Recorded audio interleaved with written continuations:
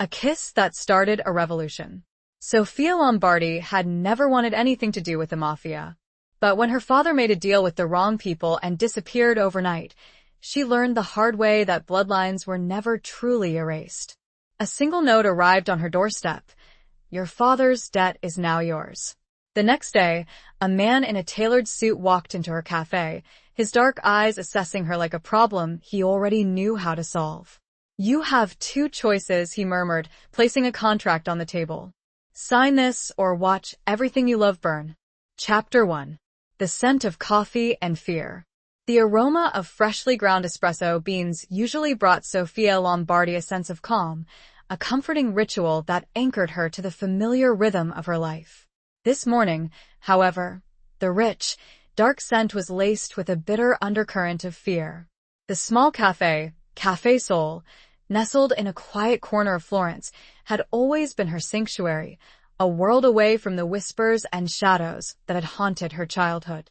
The whispers about her father, Antonio Lombardi, a man she barely knew, a man whose legacy she had spent her adult life trying to escape. Sunlight streamed through the large front windows, illuminating the polished wooden counter and the gleaming brass of the espresso machine. Outside, the cobblestone streets were slowly coming to life, the sounds of vendors setting up their stalls, the distant rumble of a Vespa, the melodic chime of church bells, all the familiar sounds of a Florentine morning. But inside, the air was thick with a tension that had nothing to do with the brewing coffee. Sofia, at 58, still carried herself with a quiet grace, her silver-streaked dark hair pulled back in a neat bun, her hazel eyes, usually bright and full of life, now clouded with worry. She wore a simple, yet elegant, navy blue dress, the fabric whispering against her skin as she moved.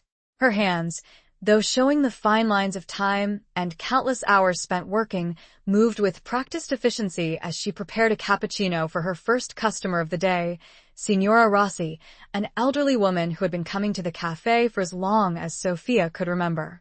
Buongiorno, Sofia, Signora Rossi greeted her with a warm smile, her wrinkled face crinkling around her kind eyes. Buongiorno, Signora, Sofia replied, forcing a smile in return. The usual? Signora Rossi nodded, settling herself at her usual table by the window, her gaze drifting out to the street. Sofia knew the woman's routine as well as her own. The cappuccino, a biscotti, and an hour spent watching the world go by. A simple pleasure, a small comfort in a world that often felt too complicated. As Sofia steamed the milk, the frother hissing softly, her mind raced. The note had arrived yesterday, delivered by a nondescript courier, a plain white envelope with her name typed on the front. Inside, a single sheet of paper, the words stark and chilling, "Your father's debt is now yours." Her father, Antonio Lombardi, a ghost from her past, a man she had tried to forget. He had disappeared when she was a child, leaving her mother heartbroken and their family ostracized. The whispers had followed them, the veiled references to business dealings and disagreements. Sofia had grown up in the shadow of those whispers, always feeling the weight of a name she didn't understand, a name that carried a burden she couldn't comprehend. She had built this cafe, this life, brick by brick, determined to create something that was entirely her own, something untainted by the past. She had succeeded for a time. The Café Sol was her haven, a place of warmth and community, a place where she could forget the shadows that lurked at the edges of her memory. But the note had shattered that illusion. It had dragged her back into a world she had desperately tried to escape. A world of debts and obligations, of dangerous men and unspoken threats. She finished the cappuccino, adding a delicate swirl of foam to the top, and carried it to Signora Rossi. As she placed the cup on the table, her hand trembled slightly, betraying the turmoil within. "Is everything all right, Sofia?" Signora Rossi asked, her eyes filled with concern. "You seem distracted." Sofia hesitated, unsure how to answer. She couldn't burden the elderly woman with her troubles. "Just a bit tired, Signora," she said, managing a weak smile. "It's been a long week." Signora Rossi studied her for a moment, her gaze knowing and compassionate. "Sometimes, The things we carry weigh us down the most, she said softly. Don't be afraid to let go, Kara. Sometimes, that's the only way to find peace. Sophia nodded, her throat tight with emotion. Signora Rossi's words resonated with a truth she couldn't deny. But letting go of the past, of her father's legacy, felt impossible. It was woven into the fabric of her being, a dark thread that she couldn't simply unravel. The bell above the door chimed, announcing a new arrival. Sophia turned, expecting to see another regular customer, but her breath caught in her throat. A man stood in the doorway, silhouetted against the morning light. He was tall, his presence filling the small space, his shoulders broad beneath a tailored dark gray suit that spoke of power and wealth. His hair was dark, streaked with silver at the temples, and his face, though handsome, was etched with a hardness that sent a shiver of unease down her spine. But it was his eyes that held her captive. Dark, intense, and piercing, they assessed her with a chilling familiarity, as if he already knew everything about her, every secret, every fear. He moved with a predatory grace, his step silent on the tiled floor, his gaze never leaving hers. He stopped before the counter, the scent of expensive cologne, a blend of cedarwood and something darker, more primal, filling the air around her. He didn't speak, simply looked at her, his eyes conveying a silent message, a threat that hung heavy in the air. Sophia felt a cold dread creep into her heart. She knew, instinctively, that this man was connected to the note, to her father's past, to the world she had tried so hard to escape. He finally spoke, his voice low and resonant, a voice that sent a shiver down her spine. Sophia Lombardi, he said, her name sounding like a pronouncement, a judgment. We have much to discuss. He glanced over at Signora Rossi, who was frozen, her eyes wide with alarm. He gave the older woman a curt nod that was not quite a dismissal, but a clear indication the conversation was not for her ears. He then placed a thick, cream-colored envelope on the counter, the paper embossed with a crest she didn't recognize, a stylized lion rampant, holding a sword. You have two choices, he murmured, his voice barely above a whisper, his dark eyes boring into hers. Sign this, or watch everything you love burn. He didn't need to elaborate. Sophia understood. The contract was a pact with the devil, a surrender of everything she had built. And the alternative was unthinkable. She looked at the contract, then at the man, then at the only safe place she had. The choice was a cruel illusion. Chapter 2. A contract sealed in shadows. The contract lay on the polished wood of the counter, a stark white rectangle amidst the warm hues of the cafe. It felt heavy, laden with unspoken consequences, a physical manifestation of the invisible chains that were tightening around Sophia. The man, whose name she still didn't know, watched her, his dark eyes unwavering, a silent pressure that made it difficult to breathe. Signora Rossi, bless her heart, had finally, reluctantly, understood the unspoken command in the man's gaze. She had gathered her things with trembling hands, her usual cheerful departure replaced by a hurried, fearful exit. She cast one last worried look at Sophia before disappearing through the door, the little bell above it jingling a mournful farewell. Sophia was alone with him. The scent of his cologne, that unsettling mix of sophistication and something wilder, seemed to fill the entire cafe, suffocating the familiar aroma of coffee. He hadn't moved, hadn't blinked, hadn't even shifted his weight. He stood there, a statue carved from shadow and steel, radiating an aura of controlled power that made her feel small and insignificant. Who are you? Sophia finally managed to ask, her voice a shaky whisper that betrayed her fear. He inclined his head slightly, a gesture that was both courteous and condescending. My name is Alessandro De Luca. I represent certain interests. He paused, letting the ambiguity hang in the air, a deliberate tactic to increase her unease. Interests that your father, Antonio Lombardi, was entangled with. De Luca. The name resonated with a faint, unpleasant memory, a whisper from her childhood, a name associated with power and danger. She had heard it spoken in hushed tones by her mother, always accompanied by a look of fear and disapproval. "My father was nothing to me," Sophia said, trying to inject a note of defiance into her voice, but it came out sounding weak and unconvincing. "I haven't seen him in decades." Alessandro de Luca's lips curved into a thin, humorless smile. "Blood is thicker than water, Signora Lombardi. And debts have a way of enduring, even across generations."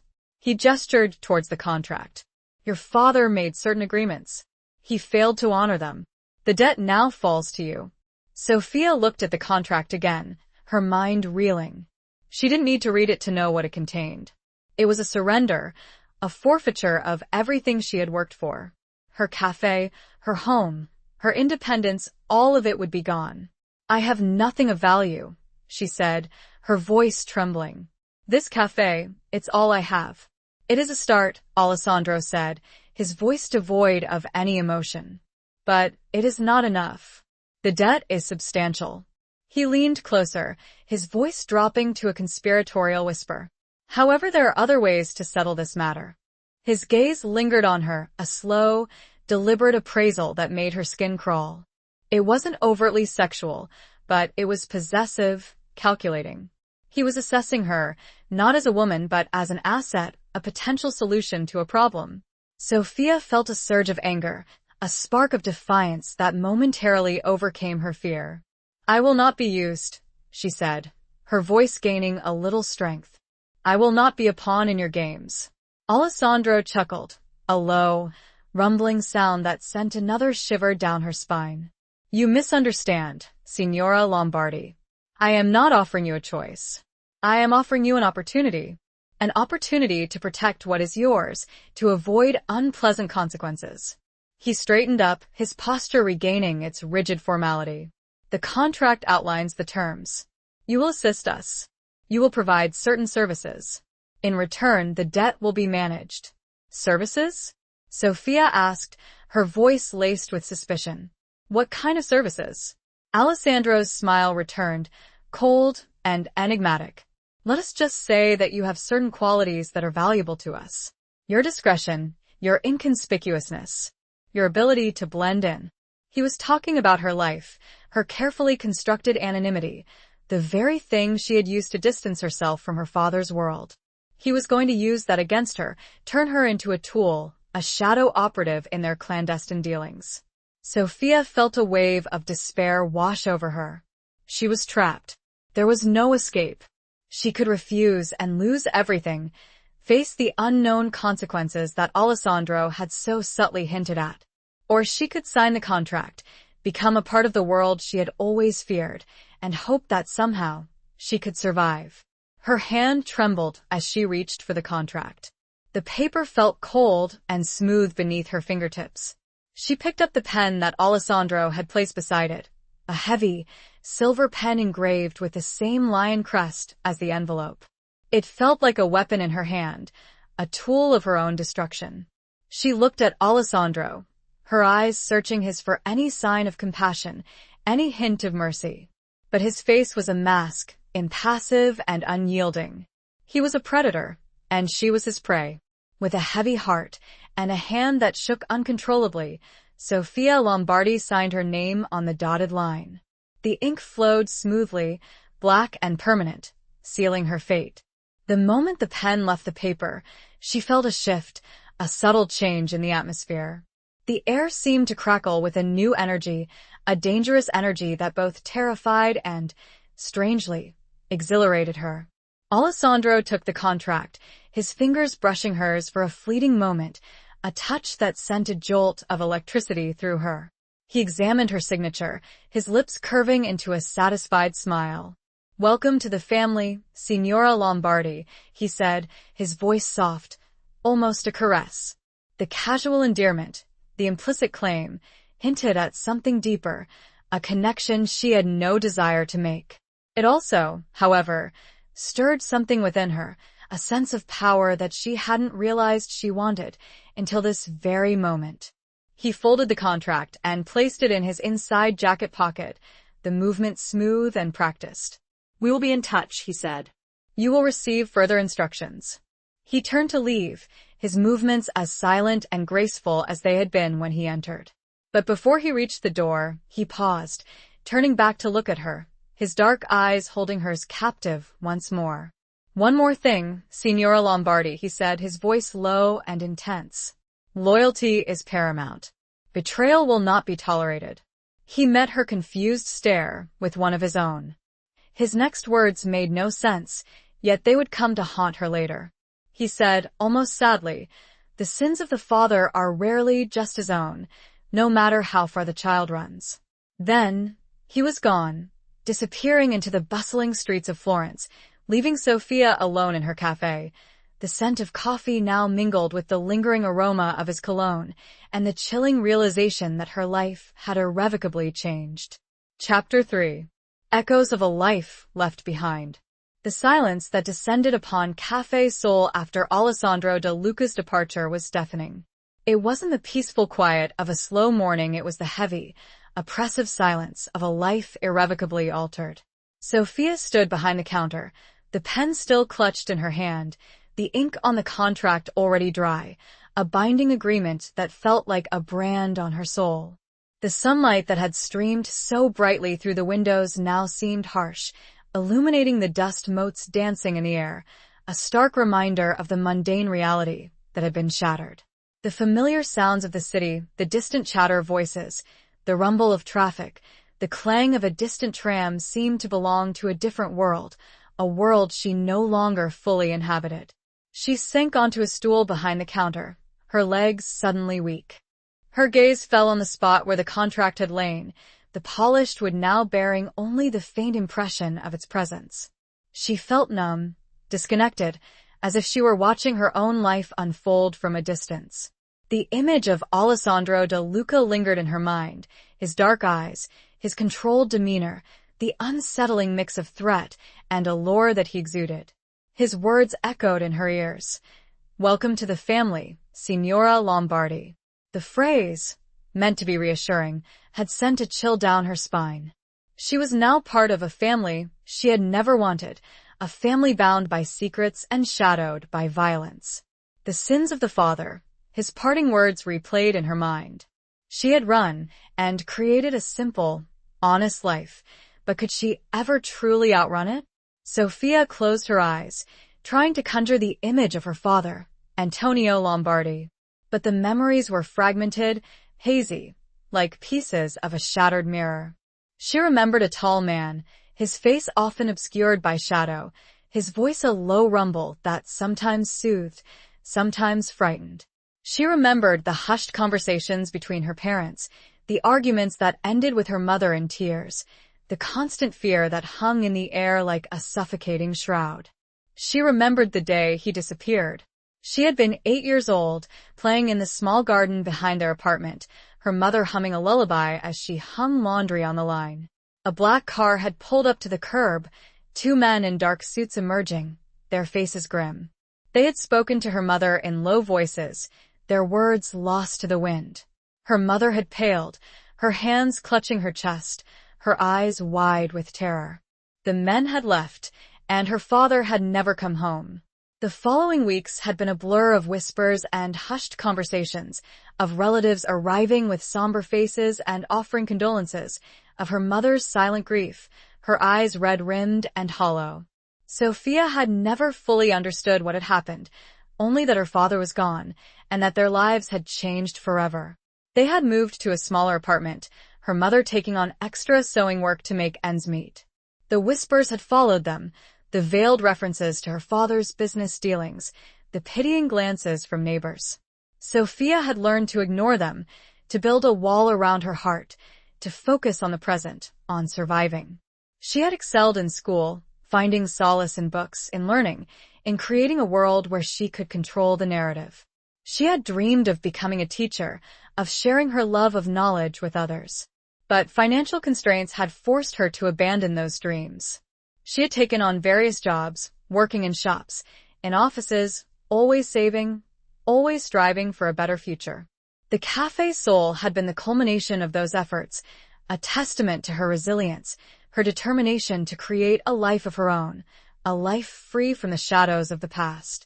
She had poured her heart and soul into it, transforming the small, neglected space into a haven of warmth and community. It was more than just a cafe, it was her home, her sanctuary, her identity. And now it was all threatened. The contract she had signed had placed it all in jeopardy. She had traded her freedom for a fragile promise of protection, a desperate gamble to save what she had built. A sudden wave of nausea washed over her. She rushed to the small sink behind the counter, splashing cold water on her face, trying to regain some semblance of control. She looked at her reflection in the small, cracked mirror above the sink. Her face was pale, her eyes wide and haunted. She looked like a stranger, a woman she didn't recognize. She needed to do something, to take some action, however small, to regain a sense of agency. She couldn't just sit here and wait for Alessandro De Luca's instructions, to become a passive participant in her own destruction. She decided to close the cafe for the day. It was a small act of defiance, a way of reclaiming some control over her life. She put up the Chisso sign, her hands shaking slightly. She locked the door, turning the key with a decisive click, a small act of closure in a day that had been anything but.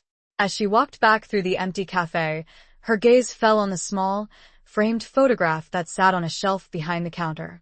It was a picture of her mother, taken years ago, when she was still young and vibrant, her smile radiant, her eyes full of hope. Sophia picked it up, her fingers tracing the outline of her mother's face. "Mama," she whispered, her voice choked with emotion. "What have I done?" The photograph offered no answers, only the silent, knowing gaze of a woman who had also known the burden of secrets, the weight of a name. Sophia clutched the photograph to her chest, drawing strength from the memory of her mother's love, her resilience, her unwavering spirit. She knew she couldn't give up. She had to fight. She had to find a way to navigate this dangerous new world, to protect what was hers, to reclaim her life. She didn't know how, but she would find a way. She owed it to herself, to her mother, and to the memory of the life she had left behind. The first step, she thought, would be learn everything she could about Alessandro De Luca and the family she had now unwillingly joined. She had a feeling that knowledge was going to be both powerful and dangerous. And the key, she suspected, lay in her father's past. She would start there. But where there was, she had no idea. But that was where she'd begin. Chapter 4. The Lion in Winter's Garden. The instructions arrived 3 days later, delivered not by a courier, but by a young woman barely out of her teens, with eyes that darted nervously around Sophia's apartment as if expecting danger to leap from every shadow. The girl, who introduced herself as Chiara, handed Sophia a small, sealed envelope, identical to the one Alessandro De Luca had left at the cafe, bearing the same embossed lion crest. "Signor De Luca requests your presence," Chiara said, her voice trembling slightly. "Tonight. At the Palazzo Bellini." The Palazzo Bellini. Sophia knew the name. It was one of the oldest and grandest palazzos in Florence, a sprawling Renaissance masterpiece that had belonged to the Bellini family for centuries. It was a symbol of power and wealth, a place where history and secrets intertwined. It was also, according to local gossip, a place where the De Luca family often held court, their influence extending far beyond the gilded walls of the palazzo. The invitation, if one could call it that, was not a request, it was a summons. Sophia had no choice but to comply. The thought of entering that world, of facing Alessandro De Luca on his own turf, filled her with dread, but also with a flicker of determination. She would not be intimidated. She would not be a pawn. She would learn what she could, and she would find a way to protect herself. The envelope contained a single sheet of thick, cream-colored paper. The message was brief and to the point. 8 p.m. Formal attire. Do not be late. There was no signature, only the embossed lion crest, a constant reminder of the power that held her captive. Sophia spent the rest of the day in a state of nervous anticipation. She chose a simple, yet elegant, black dress, the fabric flowing and comfortable, a subtle armor against the unknown. She styled her hair in a sophisticated chignon, revealing the elegant line of her neck, a small act of defiance, a refusal to be cowed. As dusk settled over Florence, casting long shadows across the Arno River, Sophia took a taxi to the Palazzo Bellini.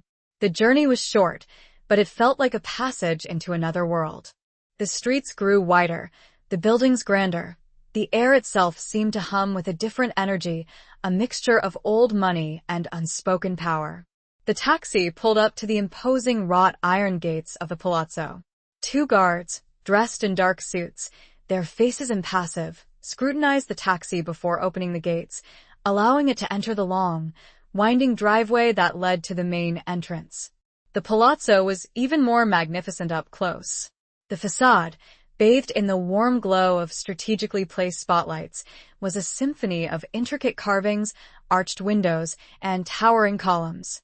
The sheer scale of the building was overwhelming, a testament to the wealth and power of the families that had inhabited it for centuries. Sophia paid the taxi driver, her hand trembling slightly. She stepped out onto the cobblestone driveway, the cool night air raising goosebumps on her arms. She took a deep breath, trying to steady her nerves. She was here.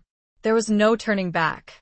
The massive wooden doors of the palazzo were already open, revealing a brightly lit entrance hall, a scene of bustling activity. Guests, dressed in elegant evening wear, were arriving, their voices a low murmur, their laughter echoing through the vast space.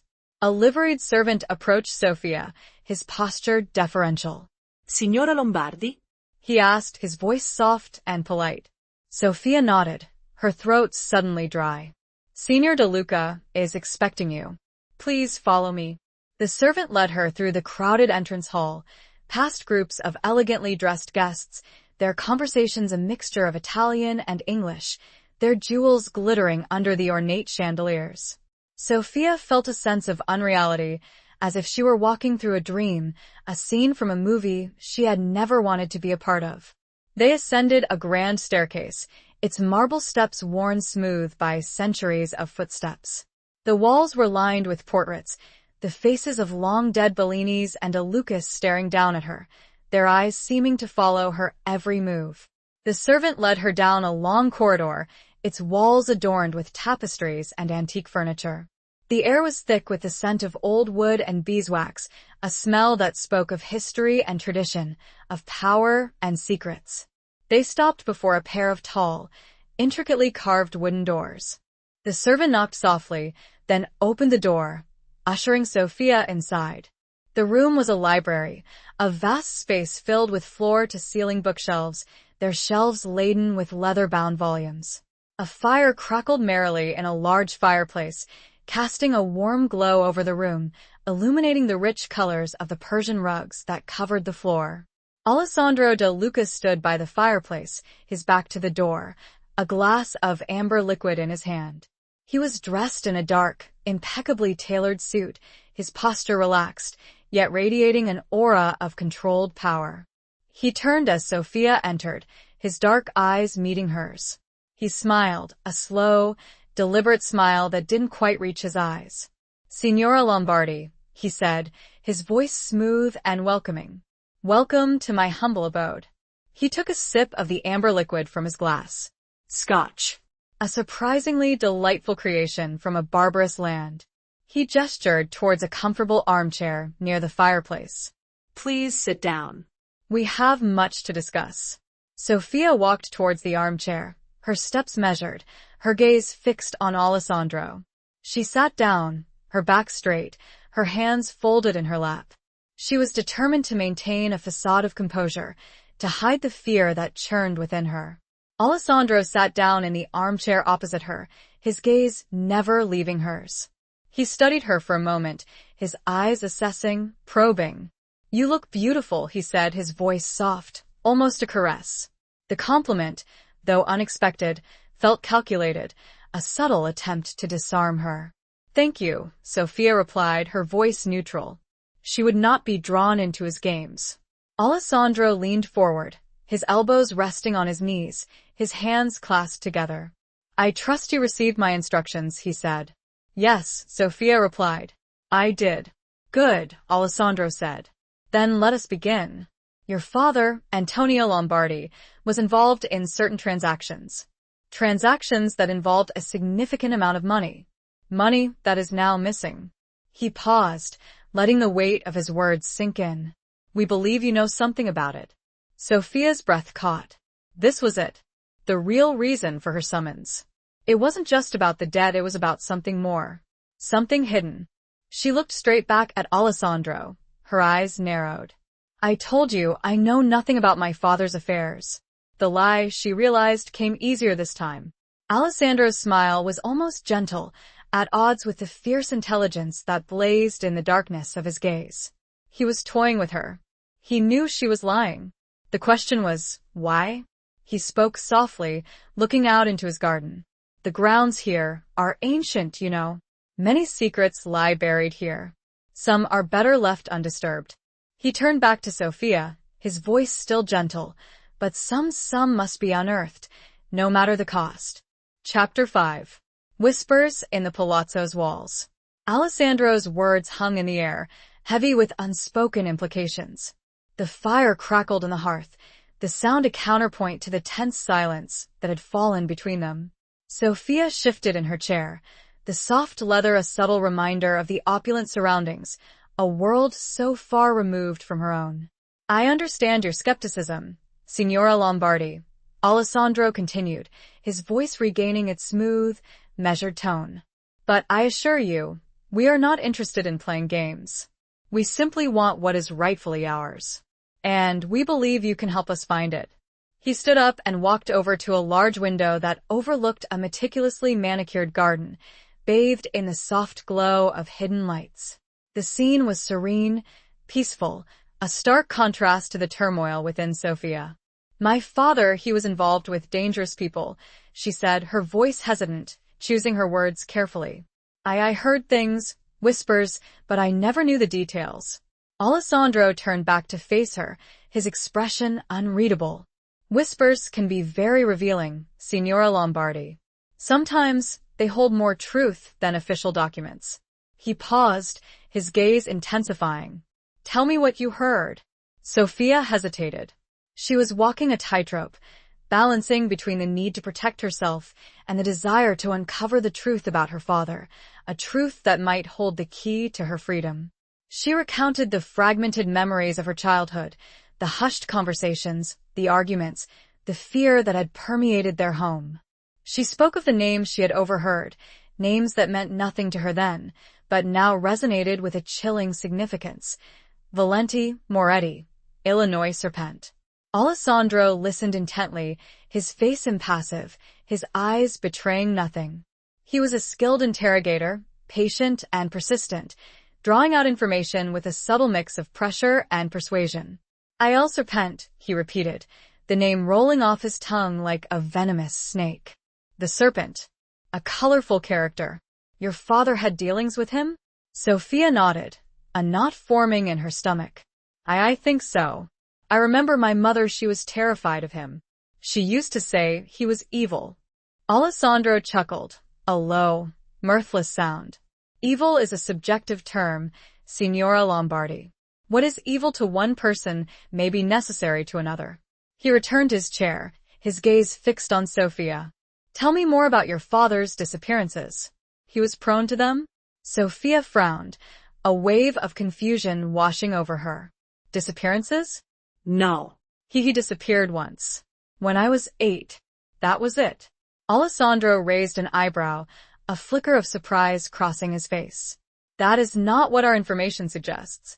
According to our sources, Antonio Lombardi had a habit of disappearing for extended periods. Sometimes for weeks, sometimes for months.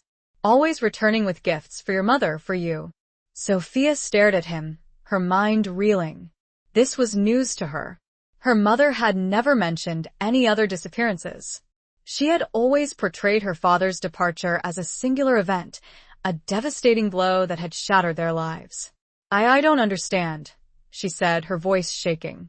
My mother never said anything about other disappearances. Alessandro leaned forward, his voice dropping to a conspiratorial whisper. Perhaps your mother was protecting you. Or perhaps she was protecting herself. The implication was clear. Her mother had known more than she had let on. She had kept secrets, hidden truths from her own daughter. The thought was unsettling, a betrayal that cut deeper than any of Alessandro's threats. "Well, what kind of gifts?" Sophia asked, her voice barely above a whisper. Alessandro shrugged, his expression nonchalant. Jewelry, mostly. "Expensive pieces. Items that a man of your father's limited means should not have been able to afford." The pieces of the puzzle were starting to fall into place, forming a picture that was both disturbing and illuminating. Her father had been living a double life, a life of secrets and lies, a life that had extended far beyond the single disappearance she had known about. "Where did he go?" Sophia asked, her voice filled with a desperate need to understand. "When he disappeared." Alessandro smiled, a slow, knowing smile. "That, Signora Lombardi, is the question we are hoping you can help us answer. We believe he had a hiding place. A place where he kept valuable items. Items that belonged to us." He stood up and walked over to a small, antique table where a silver tray held a decanter of amber liquid and 2 crystal glasses. He poured a generous amount into one of the glasses and offered it to Sophia. "Brandy," he said. "It will help calm your nerves." Sophia hesitated, then accepted the glass. She took a small sip, the liquid burning a trail down her throat, warming her from the inside. "We believe this hiding place it is somewhere familiar to you," Alessandro continued, his voice soft, almost hypnotic. "Somewhere you visited as a child. Somewhere connected to your father." He was leading her, guiding her, manipulating her. But she couldn't deny the logic of his words. If her father had a secret hiding place, it would make sense for it to be somewhere he knew, somewhere he felt safe, somewhere he could access without arousing suspicion. A memory flickered in her mind, a fleeting image of a crumbling villa, surrounded by overgrown gardens, a place she had visited with her father once, when she was very young. She had forgotten all about it until now. "There was a place," she said, her voice hesitant. "A villa near the coast. I only went there once. I don't even remember where it was." The alcohol, combined with the intense questioning, was making it difficult to think clearly. Alessandro's eyes lit up, a spark of triumph flickering within them. "Describe it," he said, his voice urgent. "Everything you remember." Sophia closed her eyes, trying to conjure the image of the villa, to recall the details that had been buried in her subconscious for decades. She described the crumbling walls, the overgrown gardens, the sense of neglect and decay that had permeated the place. She described the view of the sea, the salty air, the sound of the waves crashing against the shore. She talked about her father carrying her and a hidden cove nearby. Alessandro listened intently, his body tense with anticipation. He was like a hunter, closing in on his prey. As Sophia spoke, a sudden chill ran down her spine. She realized she was giving him everything he wanted, revealing secrets that could put her in even greater danger.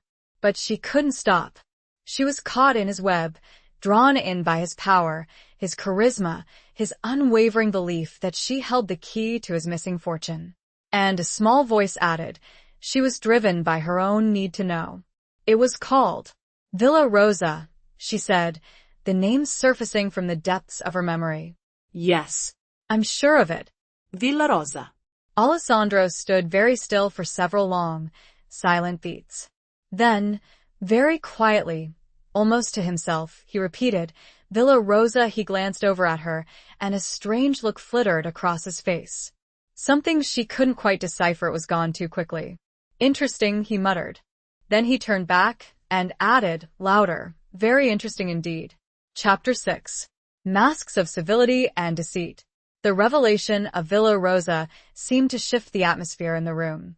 Alessandro, who had been a picture of controlled intensity, now radiated a subtle undercurrent of something else. It wasn't excitement, not exactly.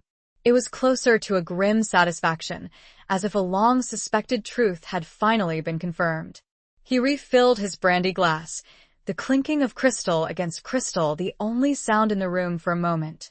He offered Sophia a refill, but she shook her head, the initial warmth of the alcohol now replaced by a growing unease. "Villa Rosa," Alessandro said, swirling the amber liquid in his glass. A place with a history. A place of secrets. He paused, his gaze drifting towards the window, as if he were looking back in time, seeing something that Sophia couldn't. It belonged to a distant relative of mine. A woman of questionable repute. He turned back to Sophia, his expression enigmatic. It was abandoned many years ago, after certain events. He didn't elaborate, leaving the details shrouded in mystery, a deliberate tactic to pique her curiosity, to keep her engaged. What kind of events? Sophia asked, unable to resist the bait. Alessandro shrugged, his shoulders rising and falling in a gesture of nonchalance. The usual family dramas. Love, betrayal, revenge, the stuff of operas. He smiled, a cold, humorless smile that didn't reach his eyes. The Bellinis and the De Lucas, we have a long and complicated history. A history filled with alliances and rivalries, with blood and tears. He walked over to the fireplace, his back to Sophia, his posture rigid. He seemed to be wrestling with some internal conflict, a struggle that was hidden beneath his carefully constructed facade of civility. Your father, he was a facilitator, Alessandro said, his voice low, almost a murmur. He helped people move things. Money, jewels, information. He was discreet, efficient, reliable. Until he wasn't.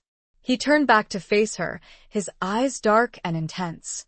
We believe he used Villa Rosa as a temporary storage facility. A place to hide items before they were transferred to their final destination. He paused, his gaze piercing. We believe he hid something there, something that belongs to us. Something very valuable. And, you think I know where it is? Sophia asked, her voice laced with skepticism. Even though I was only a child when I went there? Alessandro smiled, a slow, deliberate smile that sent a shiver down her spine. Children have sharp eyes, Signora Lombardi. They see things that adults often miss. They remember things that adults often forget. He leaned forward, his voice dropping to a conspiratorial whisper. And sometimes they inherit things from their parents. Not just material possessions, but memories, instincts, secrets. He was playing with her, manipulating her emotions, preying on her vulnerabilities. But she couldn't deny the grain of truth in his words. She had inherited something from her father, a legacy of shadows and secrets, a burden she was now forced to carry. I don't know anything about any hidden items, Sophia said, trying to maintain a facade of innocence, but her voice trembled slightly, betraying her fear. Alessandro chuckled, a low, rumbling sound that sent another shiver down her spine. Perhaps not consciously, but subconsciously I believe you do. I believe the memory is there, buried deep within your mind. We just need to unlock it. He gestured towards a small, antique writing desk that sat in a corner of the room. I have a proposition for you, Signora Lombardi. A way for you to clear your father's debt and earn your freedom. Sophia looked at the desk, her mind racing. She knew what was coming. He was going to offer her a deal, a dangerous bargain that would force her to delve even deeper into her father's past, to confront the shadows that had haunted her for so long. I want you to go to Villa Rosa, Alessandro said, his voice firm and unwavering. I want you to find what your father hid there, and I want you to bring it to me. The proposition was both terrifying and tempting. It was a chance to escape the clutches of the De Luca family, to reclaim her life, to finally be free of her father's legacy. But it was also a journey into the unknown, a descent into a world of danger and deceit, a world where she could easily lose herself. She considered refusing, but the memory of his earlier threat, so casually stated, echoed in her mind. Or watch everything you love burn. And if I refuse? Sophia asked, her voice barely above a whisper. Alessandro's smile returned, cold and chilling. Let us just say that I am not a patient man, Signora Lombardi. And I do not tolerate disobedience. He paused, his gaze lingering on her, a silent threat that spoke volumes. I have ways of making people cooperate, ways that are far less pleasant than a trip to the coast. The unspoken threat solidified her decision. Sophia took a deep breath, trying to steady her nerves. She had no choice. She had to play his game, follow his instructions, and hope that she could somehow survive. The thought of seeing Villa Rosa again, after so many years, stirred something within her fear. Yes, but also something that was strangely close to anticipation. The key to her freedom, she knew, lay within those crumbling walls. "I'll go," she said, her voice low but firm. The moment the words left her lips, she felt a mixture of relief and terror, a sense of stepping into the unknown, with no guarantee of return. Alessandro nodded, a glimmer of satisfaction in his eyes. "Excellent. You've made a very wise decision." He glanced at a grandfather clock in the corner. "It's late. I'll have someone drive you." Then he added, his voice turning soft again, "And Sophia, be careful. Some doors are best left unopened." The advice, seemingly kind, felt more like a warning. Chapter 7. The Weight of Unspoken Promises. The drive back to Sophia's apartment was silent and tense. Alessandro had provided a car and driver, a young man named Marco, who, unlike the nervous Chiara, exuded an air of quiet competence and unwavering loyalty to the De Luca family. He didn't speak, didn't even glance at Sophia in the rearview mirror, his focus entirely on the road. Sophia sat in the back seat, staring out the window at the passing cityscape. The lights of Florence blurred into a hazy stream, reflecting the turmoil within her. She felt like a puppet, her strings pulled by Alessandro De Luca, forced to dance to his tune. The weight of her decision pressed down on her, a heavy burden of fear and uncertainty. She was going to Villa Rosa, a place she had barely remembered, a place that held the key to her father's secrets and, possibly, to her own freedom.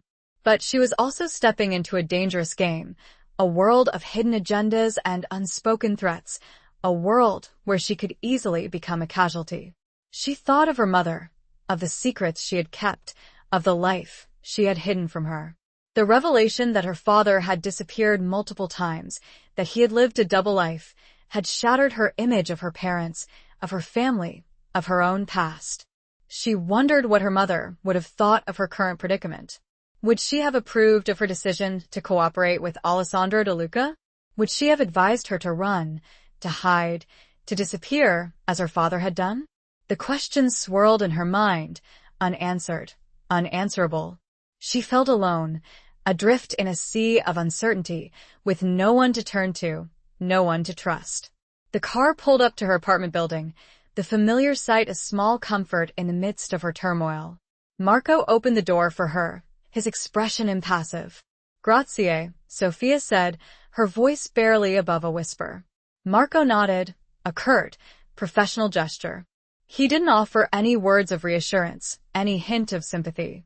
He was simply a tool, an extension of Alessandro De Luca's power. Sophia entered the building, the familiar scent of old wood and floor polish a welcome contrast to the sterile, intimidating atmosphere of the Palazzo Bellini. She climbed the stairs to her apartment, her legs feeling heavy, her body exhausted. She unlocked the door, stepping inside, the familiar surroundings a small haven in the midst of the storm that was raging around her. She closed the door behind her, locking it with a decisive click, a small act of defiance, a way of reclaiming some control over her life. She leaned against the door, her eyes closed, trying to gather her thoughts, to make sense of the events of the evening. She felt drained, emotionally and physically, but she knew she couldn't afford to rest.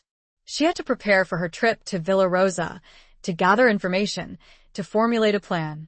She walked over to the small, antique writing desk that had belonged to her mother. She opened a drawer, pulling out a faded, leather-bound journal. It was her mother's diary, a relic of a life she had never fully known. She had discovered the diary after her mother's death, tucked away in a box of old photographs and letters. She had hesitated to read it, fearing what she might find, fearing the secrets it might reveal. But now, she felt a desperate need to connect with her mother, to understand her choices, to find some guidance in the midst of her own confusion. She opened the diary, her hands trembling slightly. The pages were yellowed and brittle, the ink faded, but her mother's handwriting was still clear, elegant and precise. She began to read, starting with the first entry, dated many years ago, when her mother was still a young woman, full of hope and dreams. She read about her courtship with Antonio, her love for him, her belief in his goodness. She read about their early years together, their struggles, their joys, their hopes for the future. As she read further, she began to see the cracks in the facade, the hints of darkness that had crept into their lives. She read about Antonio's increasing absences, his evasiveness, his growing secrecy. She read about her mother's growing fears, her suspicions, her doubts. She came across a passage that made her heart ache with a sudden, sharp pain. Her mother had written about a trip to Villa Rosa, a place she described as beautiful, but haunted.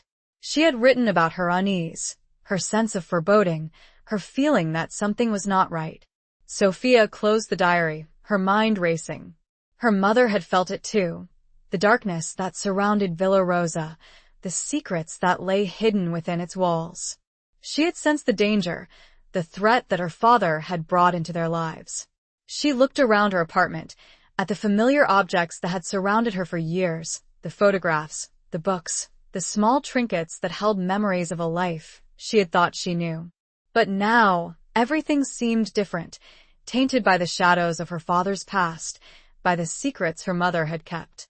She knew she couldn't stay here, not tonight.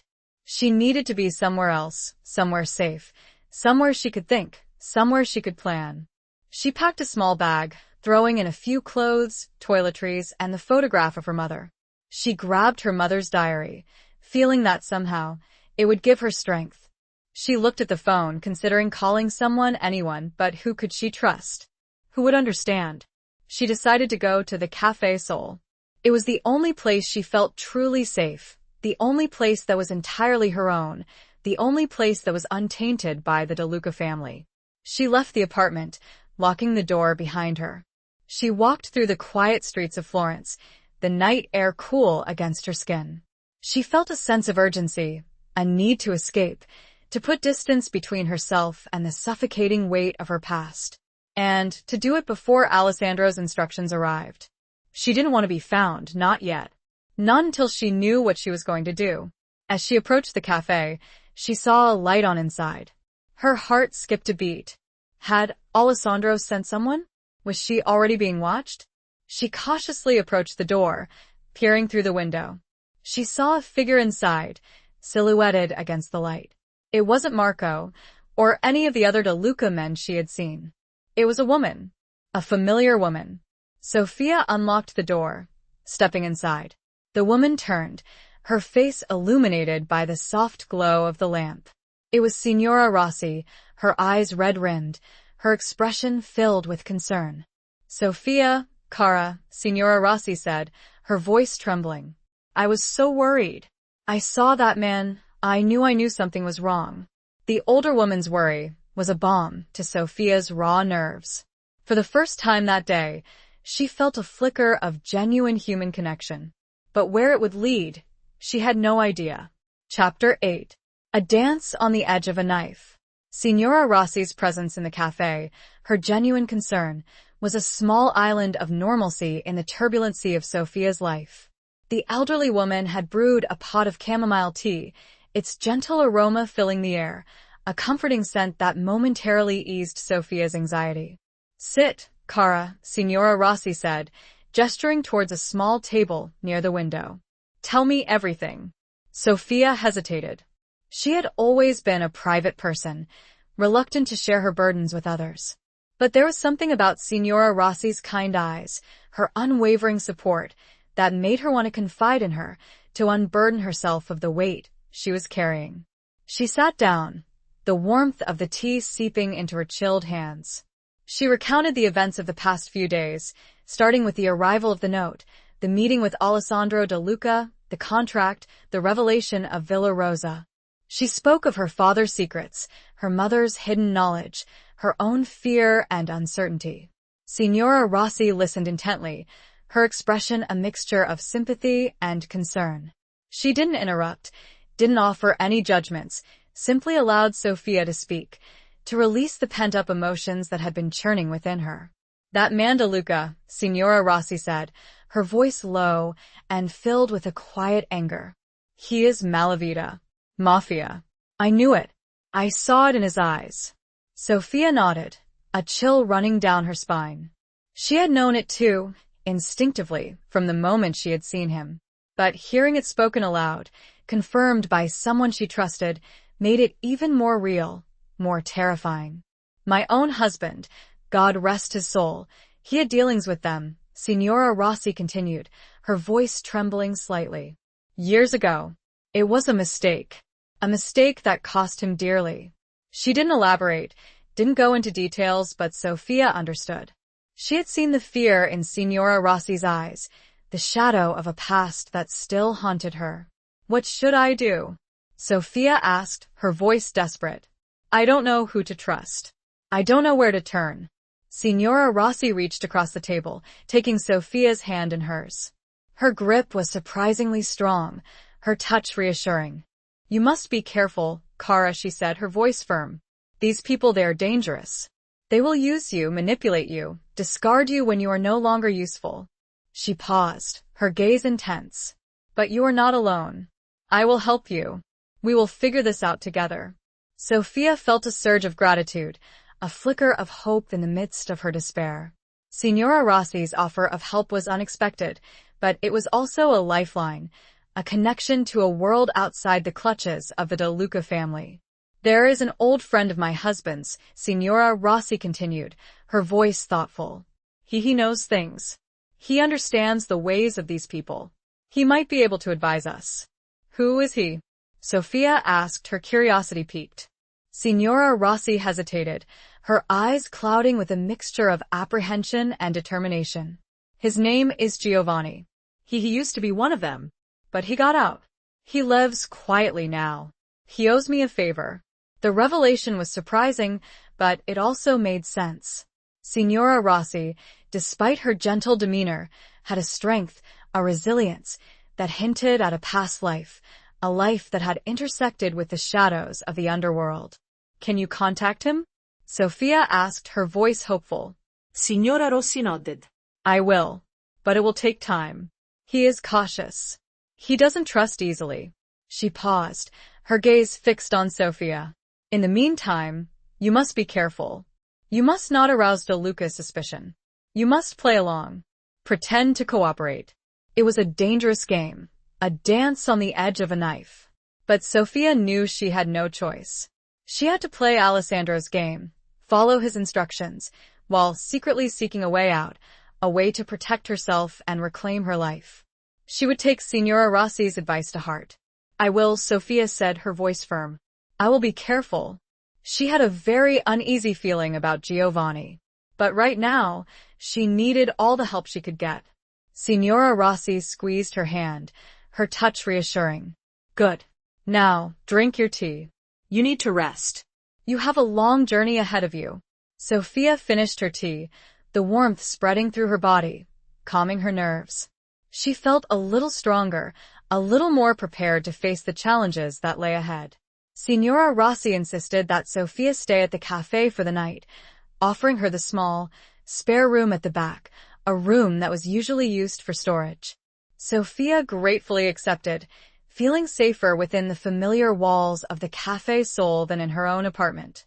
As she lay in the narrow bed, the scent of coffee and chamomile lingering in the air, she thought of Villa Rosa, of the secrets it held, of the danger that awaited her.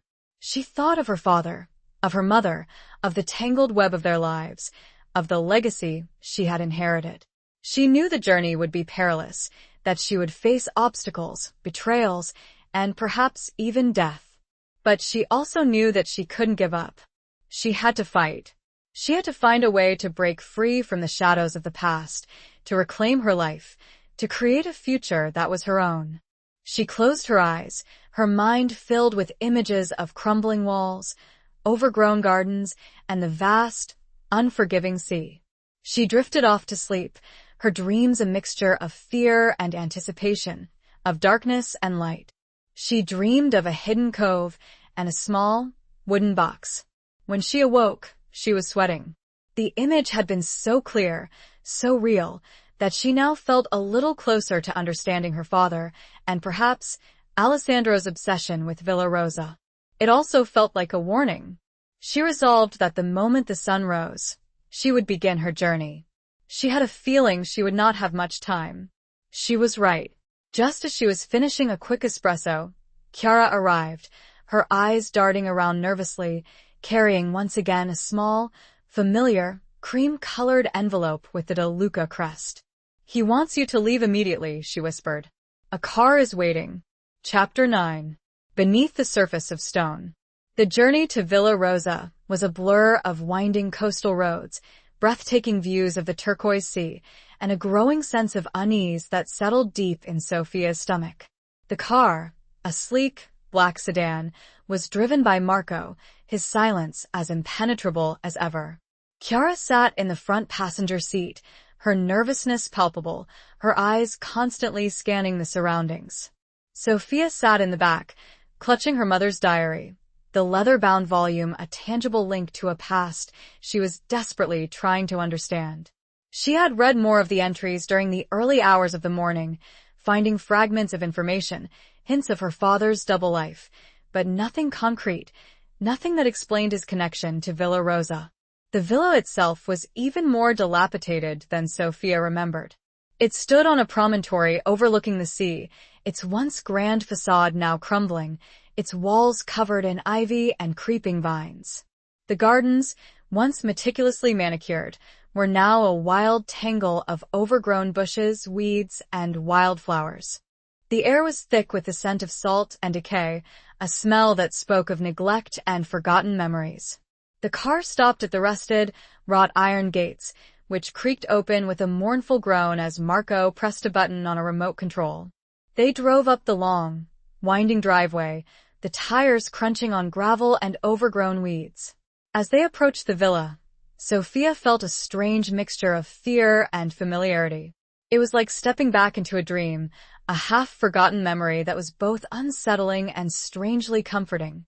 Marco parked the car in front of the main entrance, the massive wooden doors looming before them, their surface cracked and weathered, their brass handles tarnished with age. Chiara got out of the car, her movements hesitant, her eyes wide with apprehension. Marco remained behind the wheel, his expression impassive, his hand resting on something beneath his jacket, a gun. Sophia suspected. Sophia stepped out of the car, the cool sea air whipping around her, carrying the scent of salt and something else, something indefinable, a faint, lingering aroma of old roses. She looked up at the villa, its windows like dark, empty eyes staring down at her. She felt a shiver run down her spine, a sense of foreboding, a feeling that she was not alone. "Signor De Luca, he wants you to search the villa," Chiara said, her voice trembling slightly. He believes something is hidden here. Something valuable." Sophia nodded, her throat dry. She knew what Alessandro wanted. He wanted the missing money, the jewels, the secrets that her father had supposedly hidden here. He said to start with the library. Chiara continued, her voice barely above a whisper. "And the gardens. The library. That's where Alessandro had been when she first met him, surrounded by books, by knowledge, by power. It made sense that her father would have chosen a similar place to hide his secrets. And the gardens, the memory of the hidden cove, the small wooden box from her dream, flashed through her mind. Sophia took a deep breath, trying to steady her nerves. She had to be strong. She had to be focused. She had to find what Alessandro wanted, and she had to do it before he lost patience. She walked towards the main entrance, Chiara following close behind, her footsteps hesitant. The wooden doors creaked open as Sophia pushed them, revealing a dark, cavernous entrance hall, the air thick with dust and the smell of decay. Sunlight streamed through the arched windows, illuminating the dust motes dancing in the air, revealing the faded grandeur of the villa's interior. The walls were lined with portraits, their faces obscured by shadow, their eyes seeming to follow her every move. The silence was deafening, broken only by the creaking of the doors, the rustling of the wind through the broken windows, and the distant sound of the waves crashing against the shore. Sophia and Chiara made their way through the entrance hall, their footsteps echoing on the marble floor. They passed through several large, empty rooms, their furniture long gone, their walls stripped bare, their fireplaces cold and empty. They reached the library, a vast, two-story room filled with floor-to-ceiling bookshelves, their shelves mostly empty, their leather-bound volumes scattered on the floor, covered in dust and cobwebs.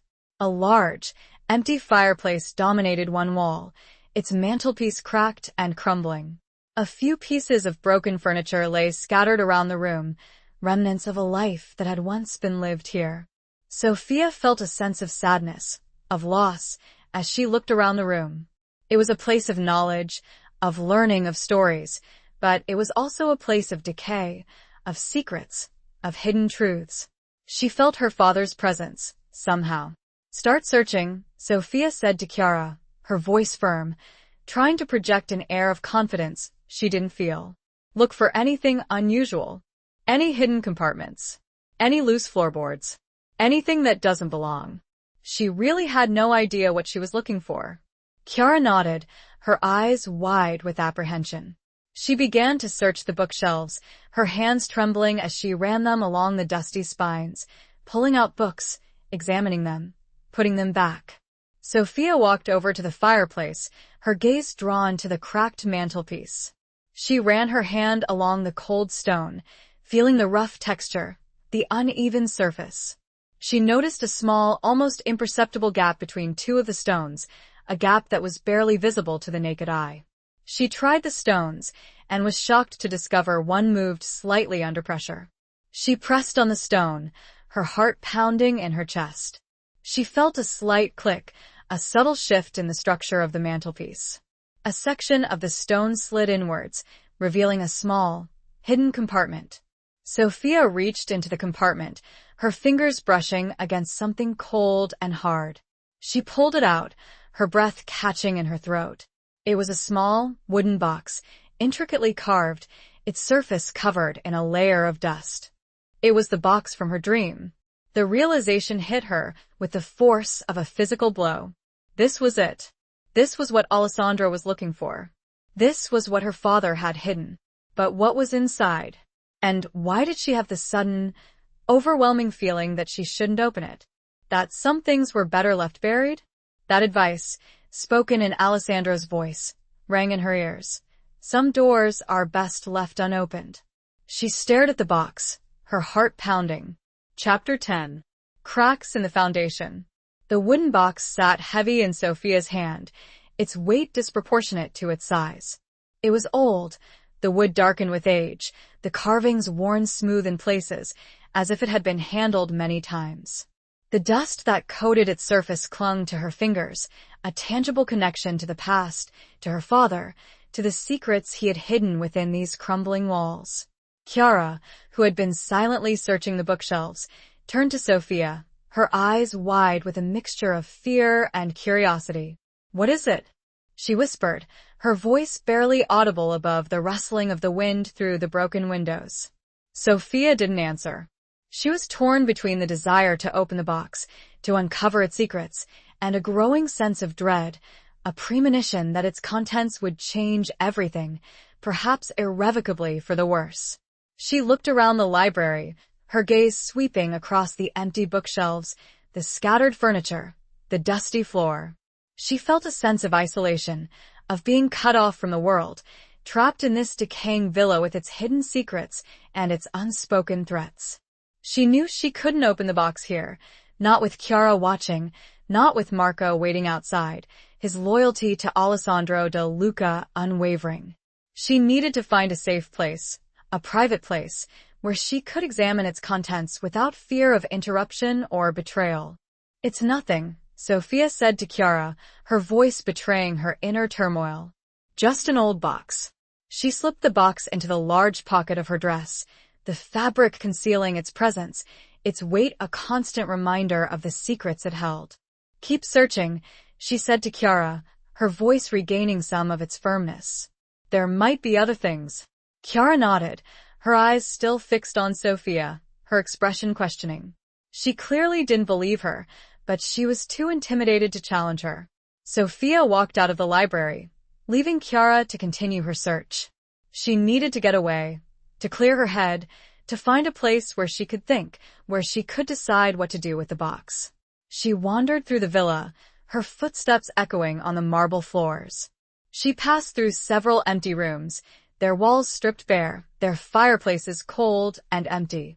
The sense of decay, of neglect, was overwhelming, a physical manifestation of the secrets that lay hidden beneath the surface. She found herself drawn to the gardens, to the wild, overgrown tangle of bushes, weeds, and wildflowers. The memory of the hidden cove, the image from her dream, flashed through her mind. She stepped outside, the cool sea air washing over her, carrying the scent of salt and the faint, lingering aroma of roses. She followed a narrow, overgrown path that wound its way through the gardens, the branches of the bushes snagging at her clothes, the thorns scratching her skin.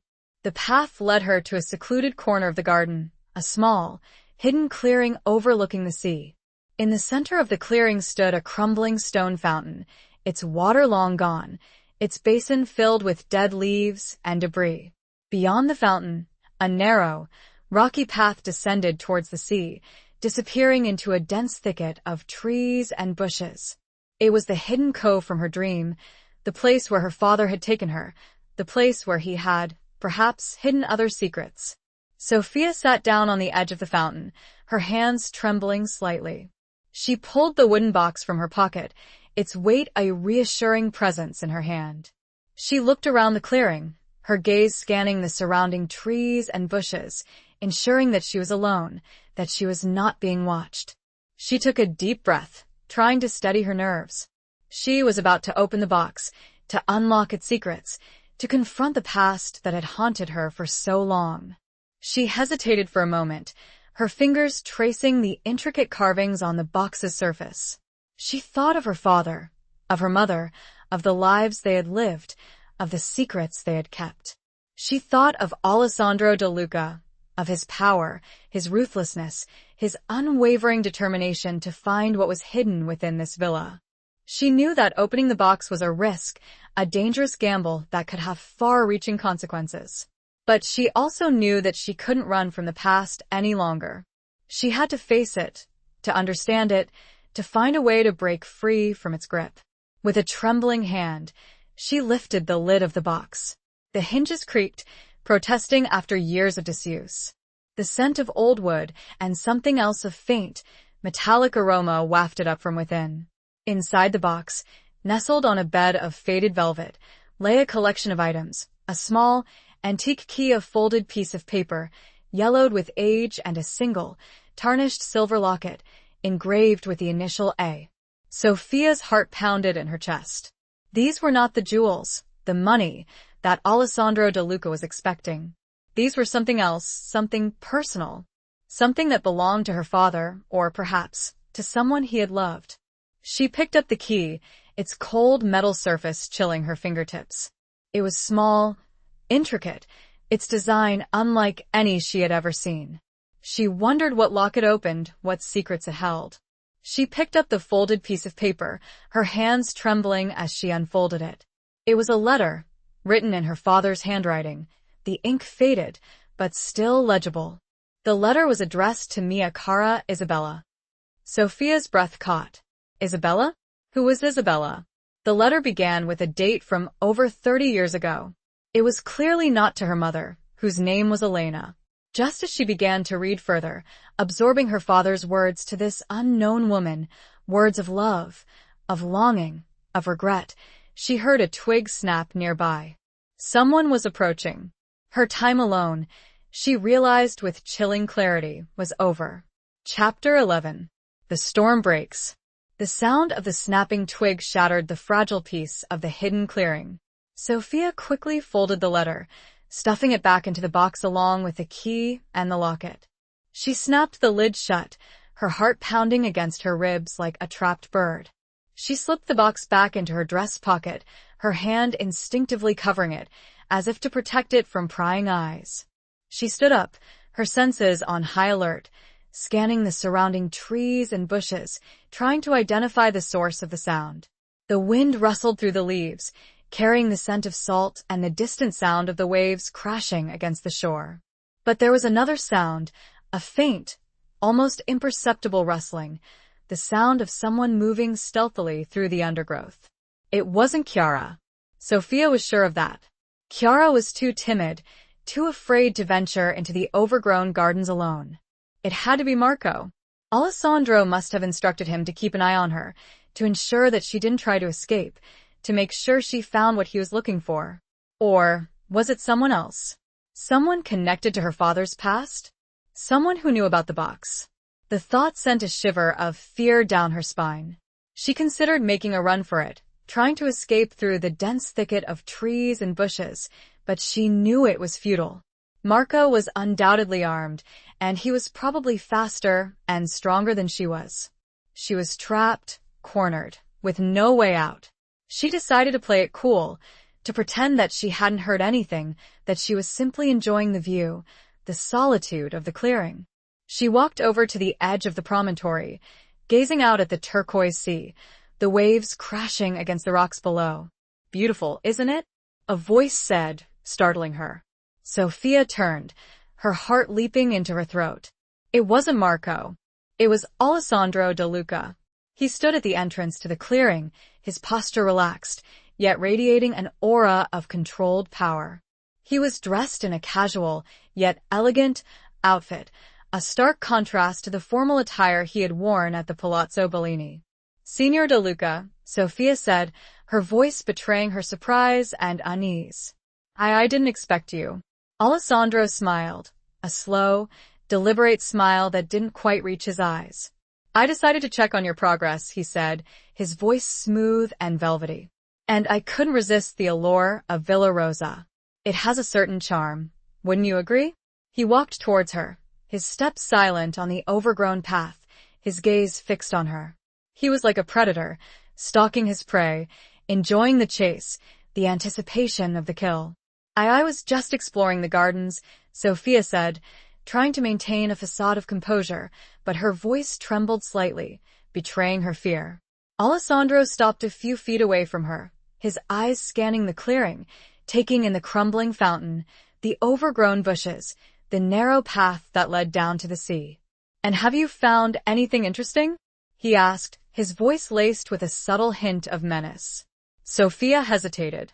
She knew she couldn't lie to him. He was too perceptive, too intelligent. He would see through her deception. I found a box, she said, her voice barely above a whisper. Alessandro's eyes lit up, a spark of triumph flickering within them. A box? He repeated, his voice filled with anticipation. Where is it? Sophia hesitated again. She knew she was walking a tightrope, balancing between the need to protect herself and the desire to uncover the truth about her father, a truth that might hold the key to her freedom. She was not going to hand over the box, not yet. She gestured vaguely towards the villa. Inside, she said.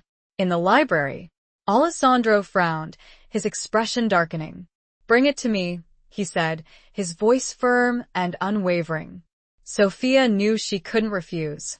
She had to play along, follow his instructions, and hope that she could somehow find an opportunity to escape, to protect the contents of the box. She turned to walk back towards the villa, Alessandro following close behind, his presence a suffocating weight on her back. As they walked, she racked her brain, trying to devise a plan, a way to outsmart him, to get away from him. Suddenly, the sky, which had been a clear, bright blue, turned dark and ominous. The wind picked up, whipping through the trees, carrying the scent of rain and the sound of thunder rumbling in the distance. A storm was brewing, a reflection of the turmoil within Sophia, the conflict that was raging around her. As they reached the villa, the first drops of rain began to fall, splattering on the stone steps, darkening the overgrown path. The wind howled through the broken windows, rattling the shutters, creating an eerie, unsettling atmosphere. They entered the villa, the darkness inside even more oppressive than before, the shadows deepening, the silence broken only by the sound of the wind and the rain. Alessandro gestured towards the library. The box, he said, his voice impatient. Sophia walked towards the library, her heart pounding in her chest. She knew she was running out of time. She had to do something, anything, to escape his clutches. As she entered the library, she saw Chiara huddled in a corner, her face pale, her eyes wide with fear. The storm had clearly unnerved her. Sophia glanced around the room, her gaze searching for an escape route, a weapon, anything that could help her. But there was nothing. She was trapped. Suddenly, the lights flickered, then went out, plunging the room into complete darkness. A scream escaped Chiara's lips. The storm had knocked out the power. Sophia felt a surge of adrenaline, a spark of hope in the midst of her despair. The darkness was her ally, her opportunity. "Stay here," she said to Chiara, her voice urgent. She then moved, quickly, silently, towards where she remembered a side door being located. She heard Alessandro curse in the darkness, his voice filled with anger and frustration. Marco, He shouted, "Get the lights back on." Sophia used the confusion, the darkness, to her advantage. She slipped through the door and found herself in a narrow, dark passageway. She had no idea where it led, but she didn't care. She had to get away, to escape Alessandro, to protect the box and its secrets. The storm, she thought, might just be her salvation. Where she was running to, she had no idea. But anywhere was better than here. Chapter 12. Letters from a Ghost. The narrow passageway was pitch black, the air thick with dust and the smell of damp stone. Sophia felt her way along the cold, rough walls, her heart pounding in her chest, her senses on high alert. She could hear Alessandro's shouts echoing through the villa, his anger a palpable force, a threat that spurred her onward. She had no idea where the passageway led, but she knew she had to keep moving, to put as much distance as possible between herself and Alessandro. She stumbled over unseen obstacles, her hands scraping against the rough stone, her dress snagging on protruding edges. The passageway twisted and turned, seemingly endless, a labyrinth of darkness that mirrored the tangled web of her own life. She felt a sense of claustrophobia, of being trapped, of being pursued by unseen forces. After what seemed like an eternity, she saw a faint glimmer of light ahead, a sliver of hope in the overwhelming darkness. She quickened her pace, her footsteps echoing on the stone floor.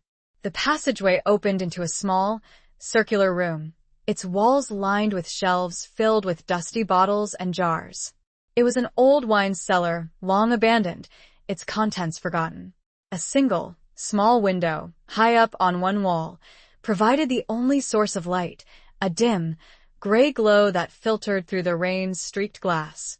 Sophia could hear the storm raging outside, the wind howling, the rain lashing against the villa, the thunder rumbling in the distance. She leaned against the wall, her breath coming in ragged gasps, her body trembling with exhaustion and fear.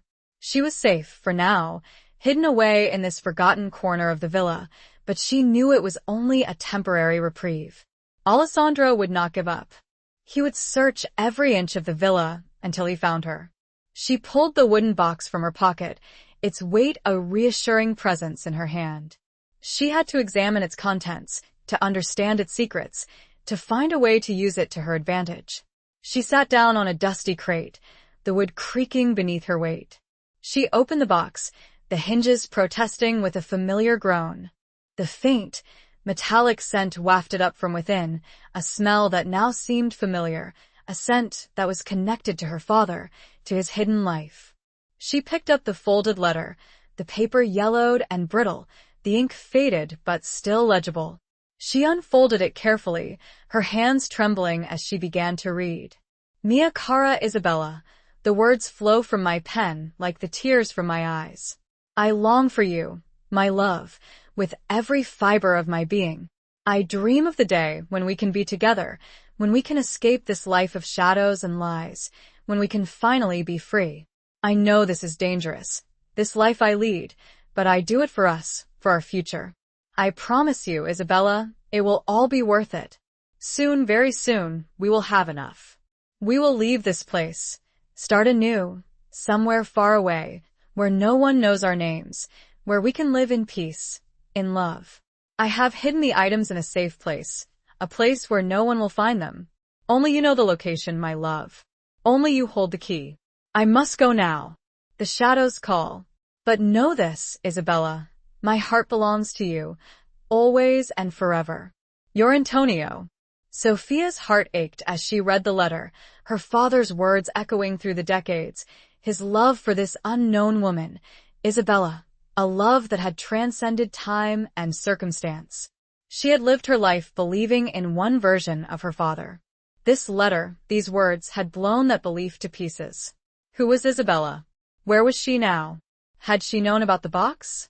Had she been waiting for Antonio to return, to fulfill his promise of a new life? Sophia picked up the silver locket, its surface tarnished with age. She opened it, her fingers fumbling with the delicate clasp. Inside, two small, faded photographs were nestled against each other. One photograph was of her father, a younger version of the man she barely remembered, his face smiling, his eyes full of life and love. The other photograph was of a woman, a beautiful woman with dark, flowing hair and striking green eyes. It had to be Isabella. Sophia stared at the photographs, her mind racing. She felt a connection to this woman, this Isabella, a shared link to her father, to his secrets, to his hidden life. She was beautiful, and her eyes, even faded by time, held a spark of defiance, of strength.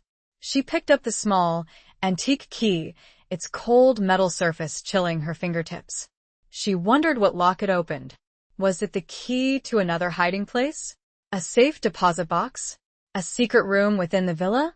She realized that the key, the letter, the locket, were not just clues to her father's past, they were also a map, a guide to a hidden treasure, a treasure that Alessandro de Luca desperately wanted. But it was more than that. It felt personal. A connection to a part of her father she had never known. She closed the box, her mind made up. She would not give it to Alessandro. She would not let him exploit her father's secrets, her father's love for this woman. She would protect the box, protect Isabella's memory, protect her own newfound connection to her father. She had to find out more about Isabella, about her father's relationship with her, about the items he had hidden. She had to find a way to use this knowledge to her advantage, to escape Alessandro's clutches, to reclaim her life. She heard a noise, a faint creaking sound, coming from the passageway. Someone was approaching. She quickly slipped the box back into her pocket, her heart pounding in her chest. She stood up, her body tense, her senses on high alert. She was ready to fight, to defend herself, to protect the secrets she now held. She had no weapon, but she had something more powerful, knowledge, and a burning desire to be free. As the footsteps grew closer, she prepared herself. She would not surrender. Not this time. Chapter 13. The Price of Loyalty. The creaking sound grew louder, closer, the footsteps echoing in the narrow passageway. Sophia braced herself, her body tense, her hand instinctively reaching for the pocket where she had hidden the wooden box. She had no weapon, but she was prepared to fight, to defend herself, to protect the secrets she now held. The figure that emerged from the passageway was not Alessandro de Luca, nor was it Marco. It was Chiara, her face pale and streaked with tears, her clothes soaked from the rain, her eyes wide with a mixture of fear and something else. Something that looked like relief? Sophia, Chiara whispered, her voice trembling. I was so worried. I thought she couldn't finish the sentence, the unspoken fear hanging heavy in the air. Sophia felt a wave of relief wash over her, followed by a surge of anger. Alessandro had left Chiara alone, in the dark, in the midst of the storm, without a second thought. He had used her, manipulated her, discarded her like a broken toy. It's all right, Chiara, Sophia said, her voice soothing. I'm here. I'm safe. Chiara rushed towards her, embracing her in a tight hug, her body shaking with sobs. I thought he was going to kill you, she whispered. He was so angry. Sophia held her close, stroking her hair, trying to comfort her. She felt a surge of empathy for this young woman, this girl who had been caught up in Alessandro's web, forced to do his bidding, to betray her own conscience. He won't hurt you, Sophia said, trying to sound reassuring, but she knew it was a lie. Alessandro would stop at nothing to get what he wanted. He had already proven that. I don't want to work for him anymore, Chiara sobbed. I hate him. I hate what he does. Sophia looked at her, her eyes filled with compassion. She saw a flicker of hope in Chiara's despair, a chance to turn the tables on Alessandro, to use his own cruelty against him. You don't have to, Chiara, Sophia said, her voice firm. You can leave. You can escape. Chiara looked up at her, her eyes filled with a mixture of fear and longing. But how? She whispered. He'll find me. He'll punish me. He won't, Sophia said, her voice confident. I'll protect you. We'll help each other. She knew it was a dangerous promise, a gamble that could cost them both their lives. But she couldn't leave Chiara to face Alessandro's wrath alone. She had to help her, to give her a chance to escape, to reclaim her life. I know things, Chiara said, her voice hesitant. Things about him. About his business. Things that could hurt him. Sophia's heart skipped a beat. This was it. This was the opportunity she had been waiting for. Chiara's knowledge, her insider information, could be the key to their freedom. Tell me, Sophia said, her voice urgent. Tell me everything. Chiara hesitated for a moment, her eyes darting nervously around the small, circular room, as if she expected Alessandro to appear at any moment. There's a shipment, she whispered. Coming in tonight. From South America. Drugs. A lot of drugs. Sophia's blood ran cold. She had suspected that Alessandro was involved in illegal activities, but hearing it confirmed, knowing the scale of his operation, made it even more real, more terrifying. Where? Sophia asked, her voice barely above a whisper. Where is it coming in? The docks, Chiara said. Warehouse 12. He thinks it's secure. But I know a way in. A secret entrance. Sophia's mind raced. This was her chance. She could use this information, Chiara's knowledge, to expose Alessandro, to bring him down, to destroy his operation. But it was also a huge risk, a dangerous gamble that could put them both in even greater danger. She thought of Signora Rossi, of her old friend Giovanni, the man who had once been one of them. He might be able to help, to advise them, to provide them with protection. We need to contact someone, Sophia said to Chiara. Someone who can help us. Someone who knows how to deal with these people. Chiara nodded, her eyes filled with a flicker of hope. I have a phone number, she said.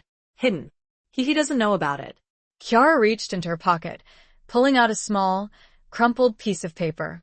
She handed it to Sophia, her hand trembling. Sophia took the paper, her heart pounding in her chest. It was a lifeline, a connection to a world outside Alessandro's control, a world where they might find help, protection, a chance to survive. We need to get out of here, Sophia said, her voice urgent. Before he finds us. She looked around the small, circular room, her gaze searching for an escape route. The only way out was through the passageway, back into the villa, back into the heart of the storm. But there was another option. The small window, high up on one wall, offered a glimmer of hope. It was narrow, but perhaps, just perhaps, they could squeeze through it. Help me, Sophia said to Chiara. We need to climb up there. Together, they dragged a few crates over to the wall, stacking them precariously beneath the window.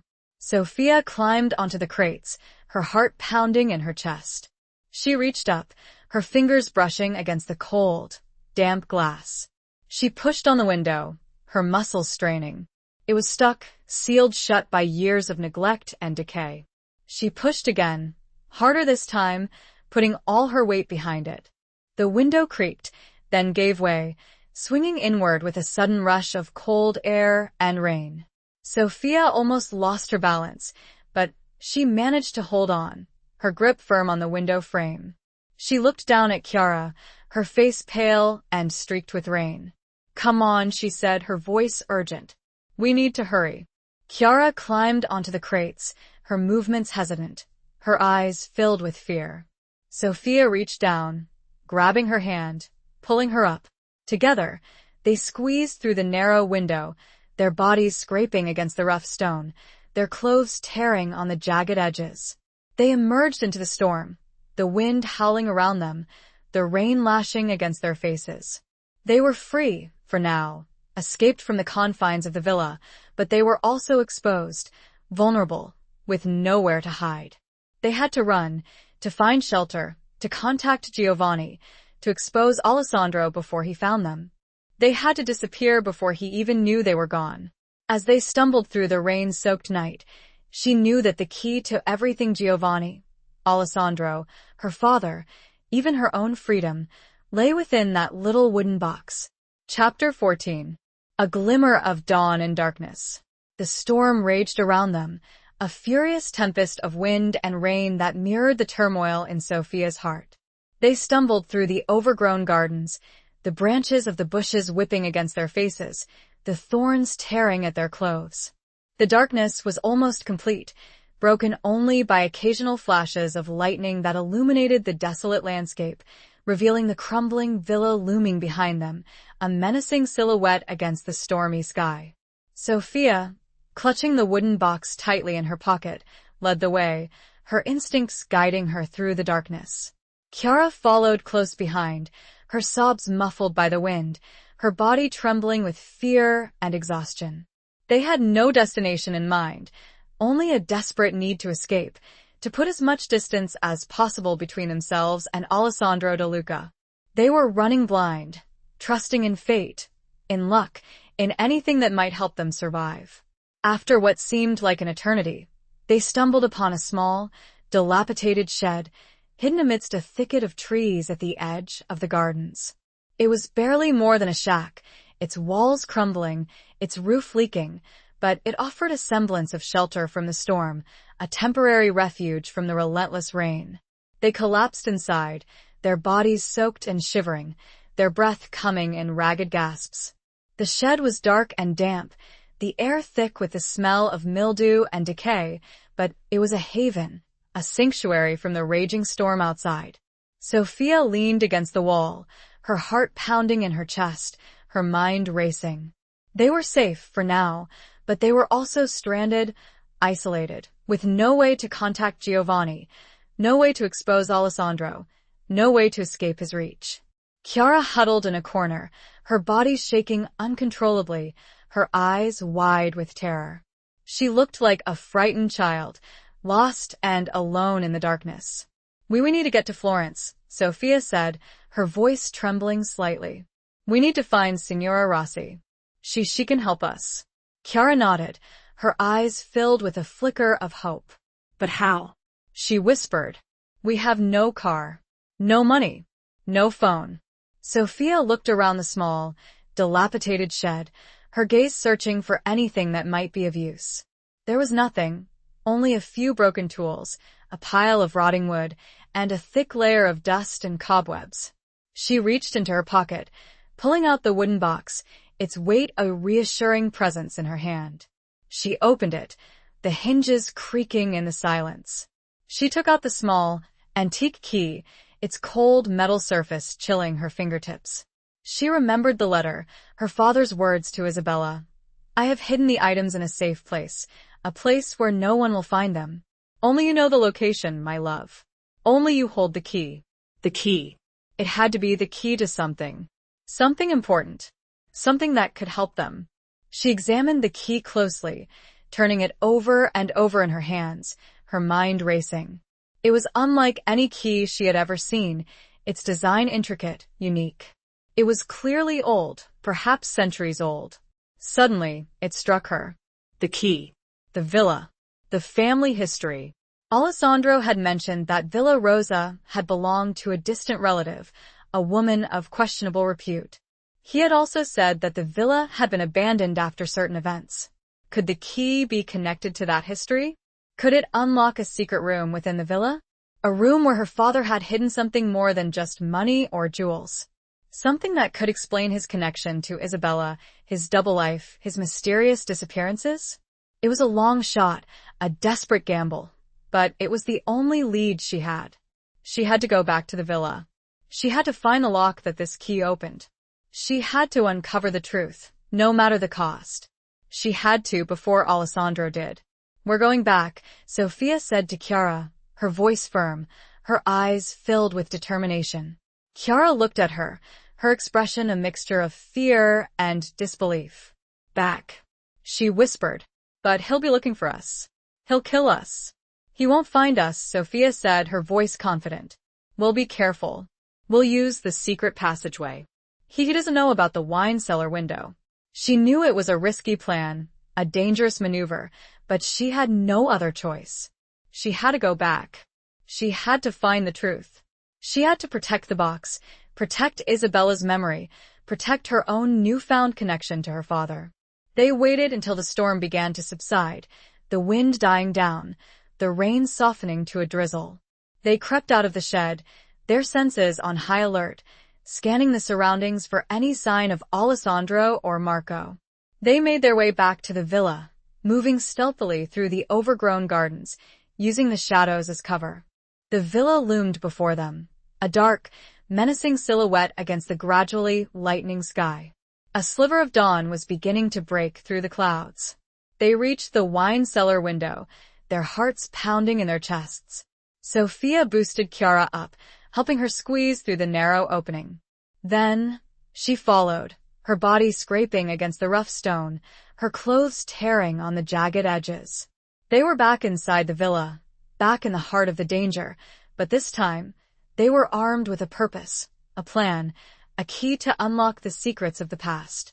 They were not running anymore. They were hunting.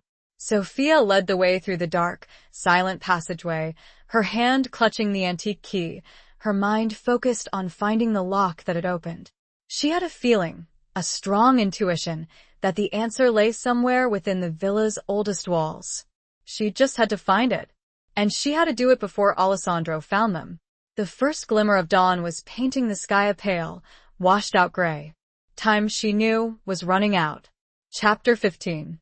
The Lion's Roar. The passageway led them back into the main part of the villa, the silence broken only by the dripping of water from the leaky roof and the faint sound of their own footsteps. The storm had passed, leaving behind an eerie calm, a sense of anticipation that hung heavy in the air. Sophia, clutching the antique key, moved with a newfound determination, her senses on high alert. Chiara followed close behind, her fear palpable, but tempered by a growing sense of purpose, a shared commitment to uncovering the truth. They avoided the library, knowing that Alessandro would likely be searching there or would have left Marco to guard it. Sophia's intuition, her growing connection to her father, to his hidden life, guided her towards the older parts of the villa, towards the areas that had been untouched by time, untouched by Alessandro's influence. She remembered Alessandro's words about the villa's history, about the distant relative who had once owned it, a woman of questionable repute.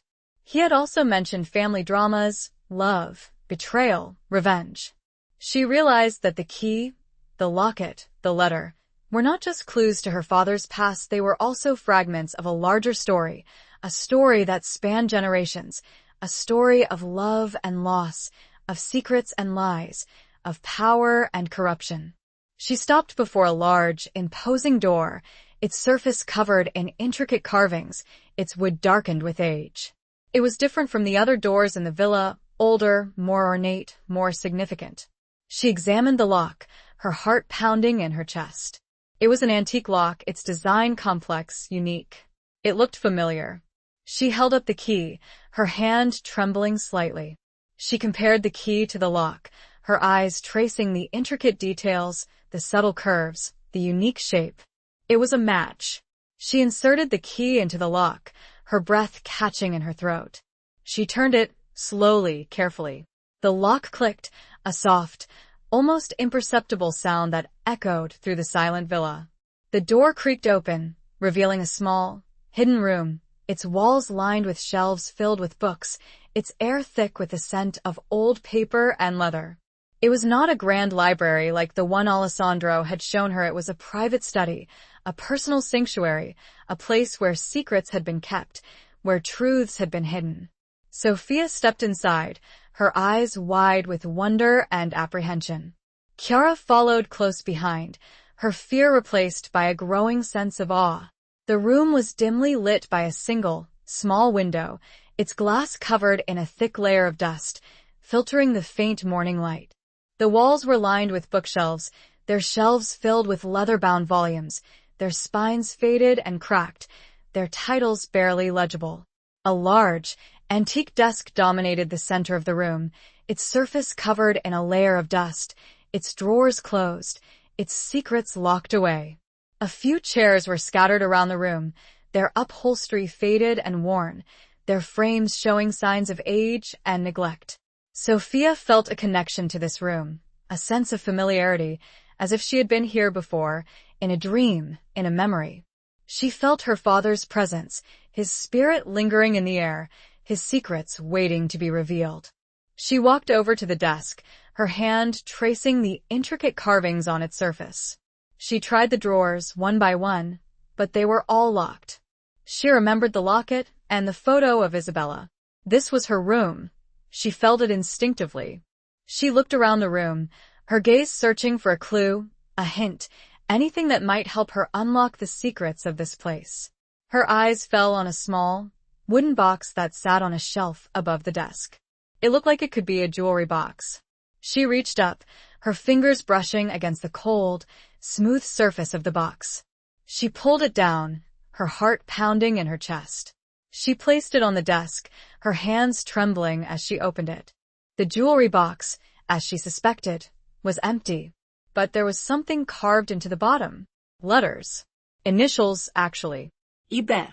Isabella Bellini. This was her room. Sophia looked at the empty box and something clicked, not a physical sound, but a mental connection. The other box. The one in her pocket. The similar carvings.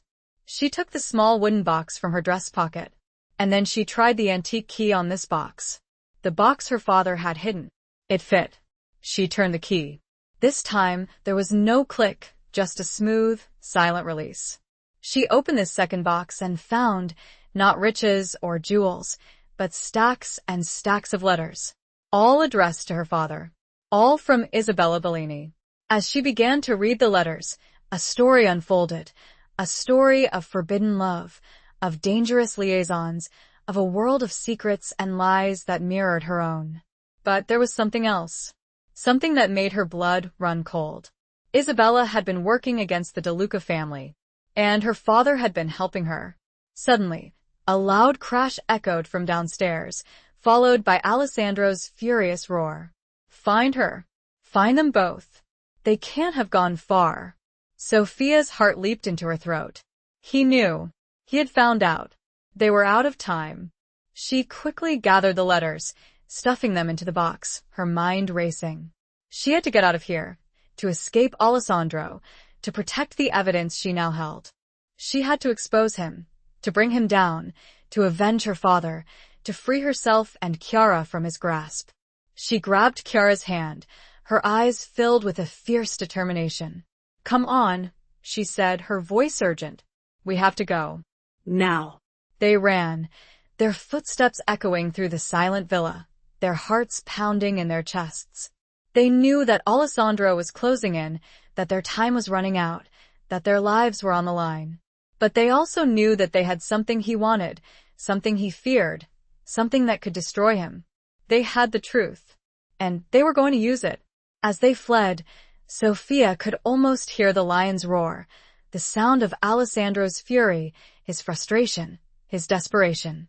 But this time, it was not a roar of power, of dominance. It was a roar of defeat, a roar of fear, the roar of a cornered animal facing its imminent demise.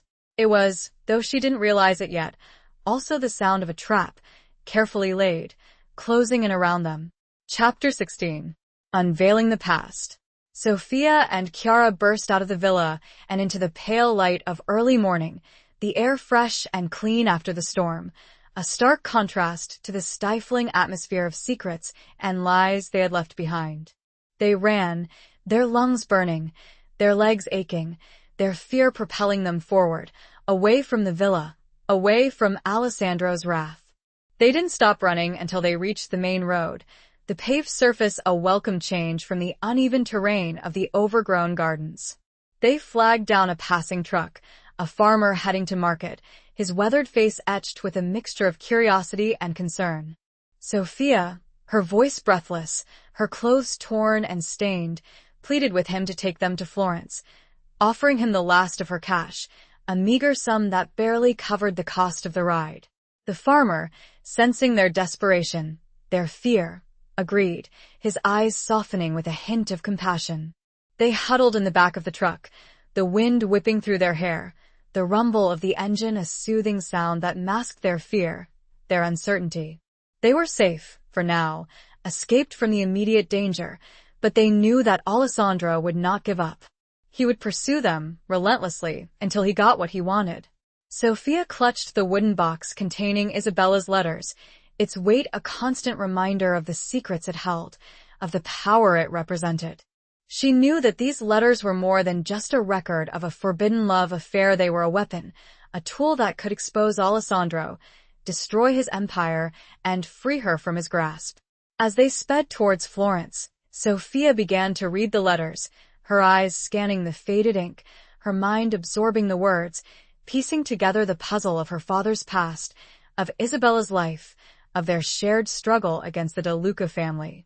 The letters revealed a story of passion and betrayal, of courage and sacrifice, of a world of secrets and lies that mirrored her own. Isabella Bellini had been a young woman, trapped in an arranged marriage to a powerful member of the De Luca family, a man she did not love, a man who controlled her life, her destiny. Antonio Lombardi, Sophia's father, had been a young man, working for the De Luca family, a trusted employee, a facilitator, as Alessandro had called him.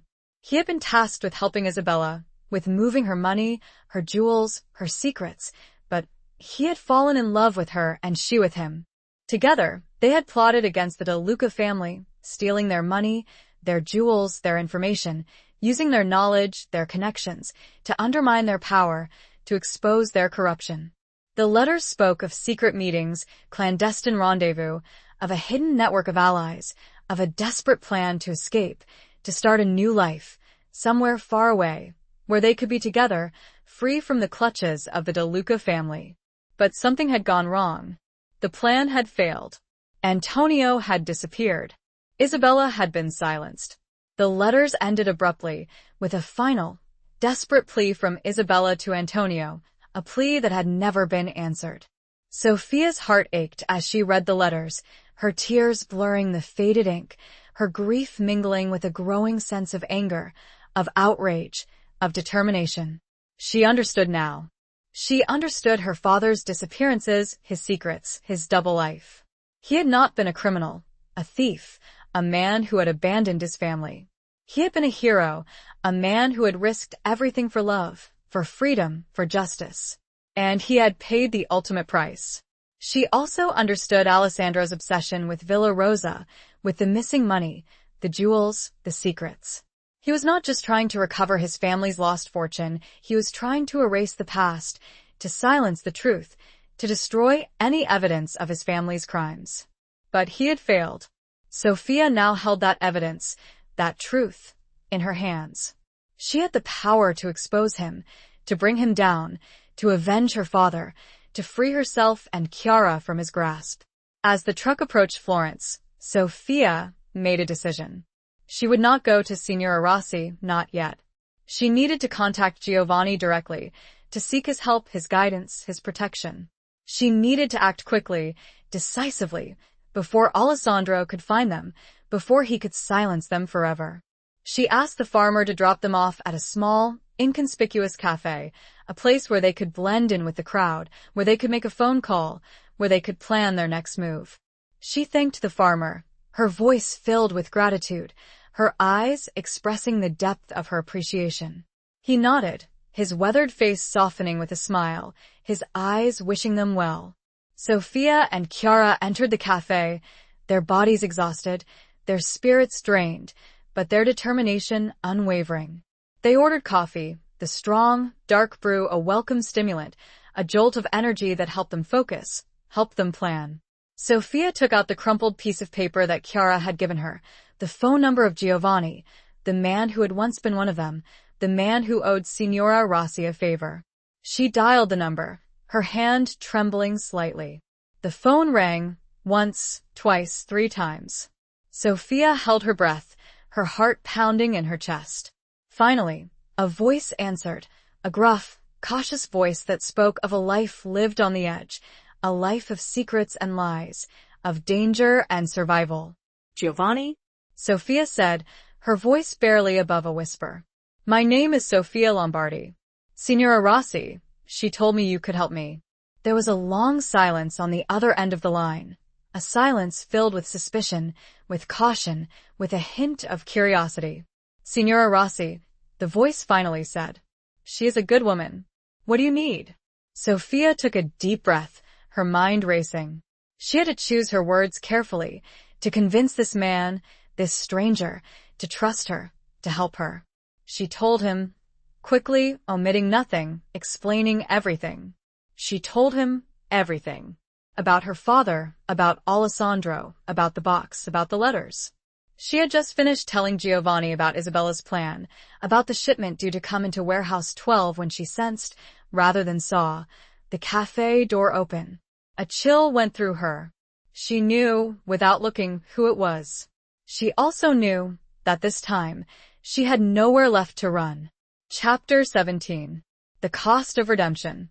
The cafe door swung open, letting in a gust of wind and the faint scent of rain-soaked streets. Sophia didn't need to look up. She knew. The air had thickened, the atmosphere had shifted, the familiar, suffocating presence of Alessandro de Luca filling the small space.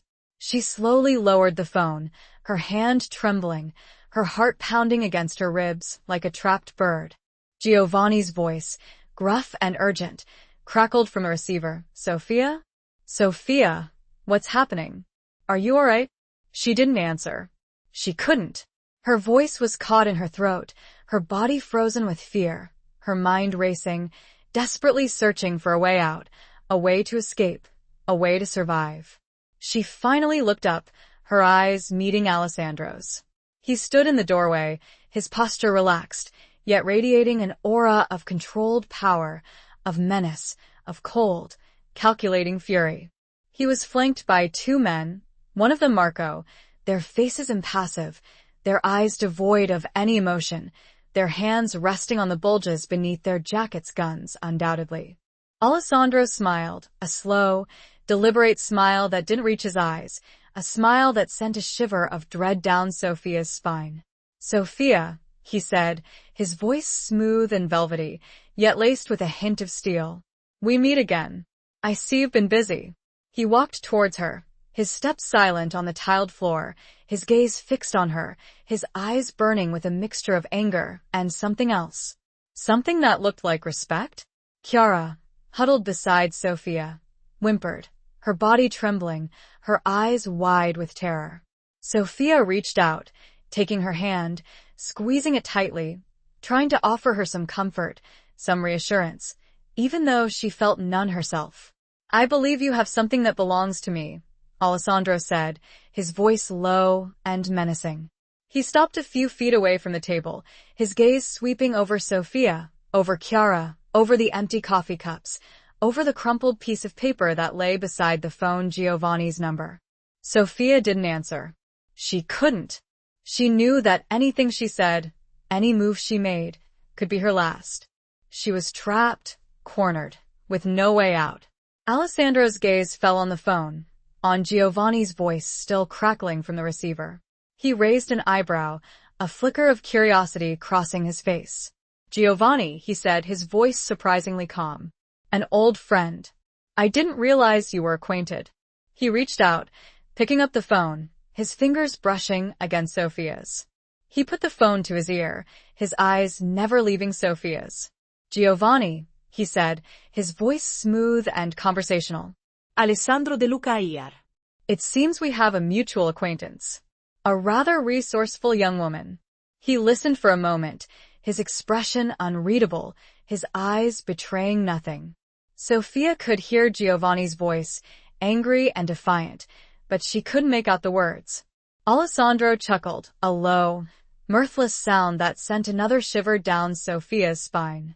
I understand your concern, Giovanni, he said. But I assure you, everything is under control. I simply want what is rightfully mine. He paused, his gaze shifting to Sophia, his eyes narrowing. And I believe Sophia is about to return it to me. He hung up the phone, placing it back on the table, his eyes never leaving Sophia's.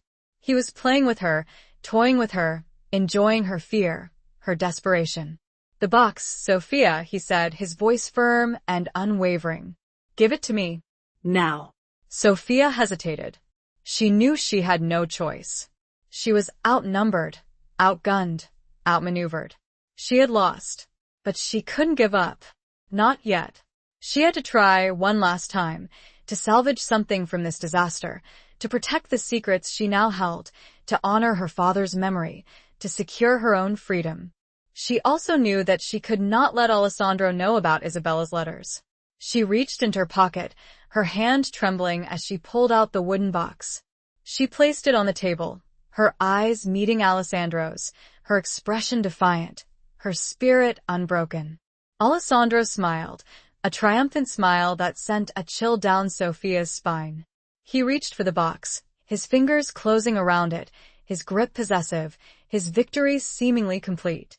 But as he lifted the box, Sophia spoke, her voice clear and strong, her words echoing through the silent cafe. You may have the box, Alessandro, she said, but you don't have the truth. You don't have the letters. Alessandro froze, his hand still gripping the box, his eyes narrowing, his expression shifting from triumph to confusion, to fear. What letters? He said, his voice barely above a whisper. Sophia smiled, a slow, deliberate smile that mirrored his own, a smile that spoke of defiance, of courage, of a newfound power. The letters from Isabella Bellini to my father, Antonio Lombardi, she said, her voice ringing with conviction. The letters that expose your family's crimes, your family's secrets, your family's lies. Alessandro's face paled, his eyes widening, his grip on the box tightening. He knew. He understood. He had underestimated her. He had focused on the material possessions, the money, the jewels, the items, but he had overlooked the real treasure, the real power, the truth. You're bluffing, he said, his voice unconvincing, his confidence shattered. Sophia shook her head, her smile unwavering. I'm not, she said. I have the letters, and I'm going to use them. I'm going to expose you, Alessandro.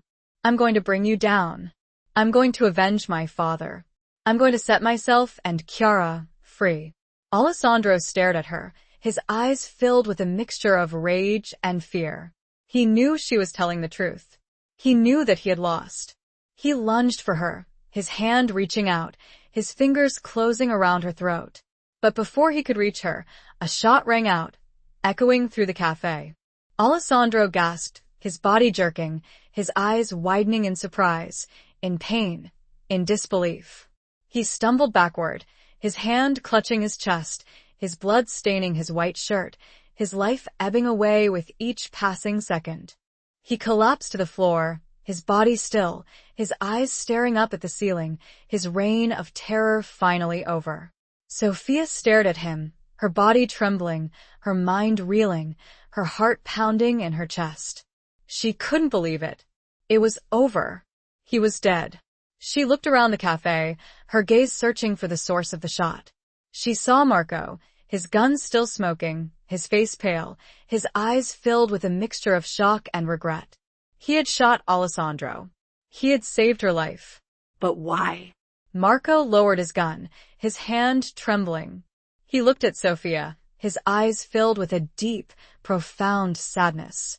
I couldn't let him hurt you, he said, his voice barely above a whisper.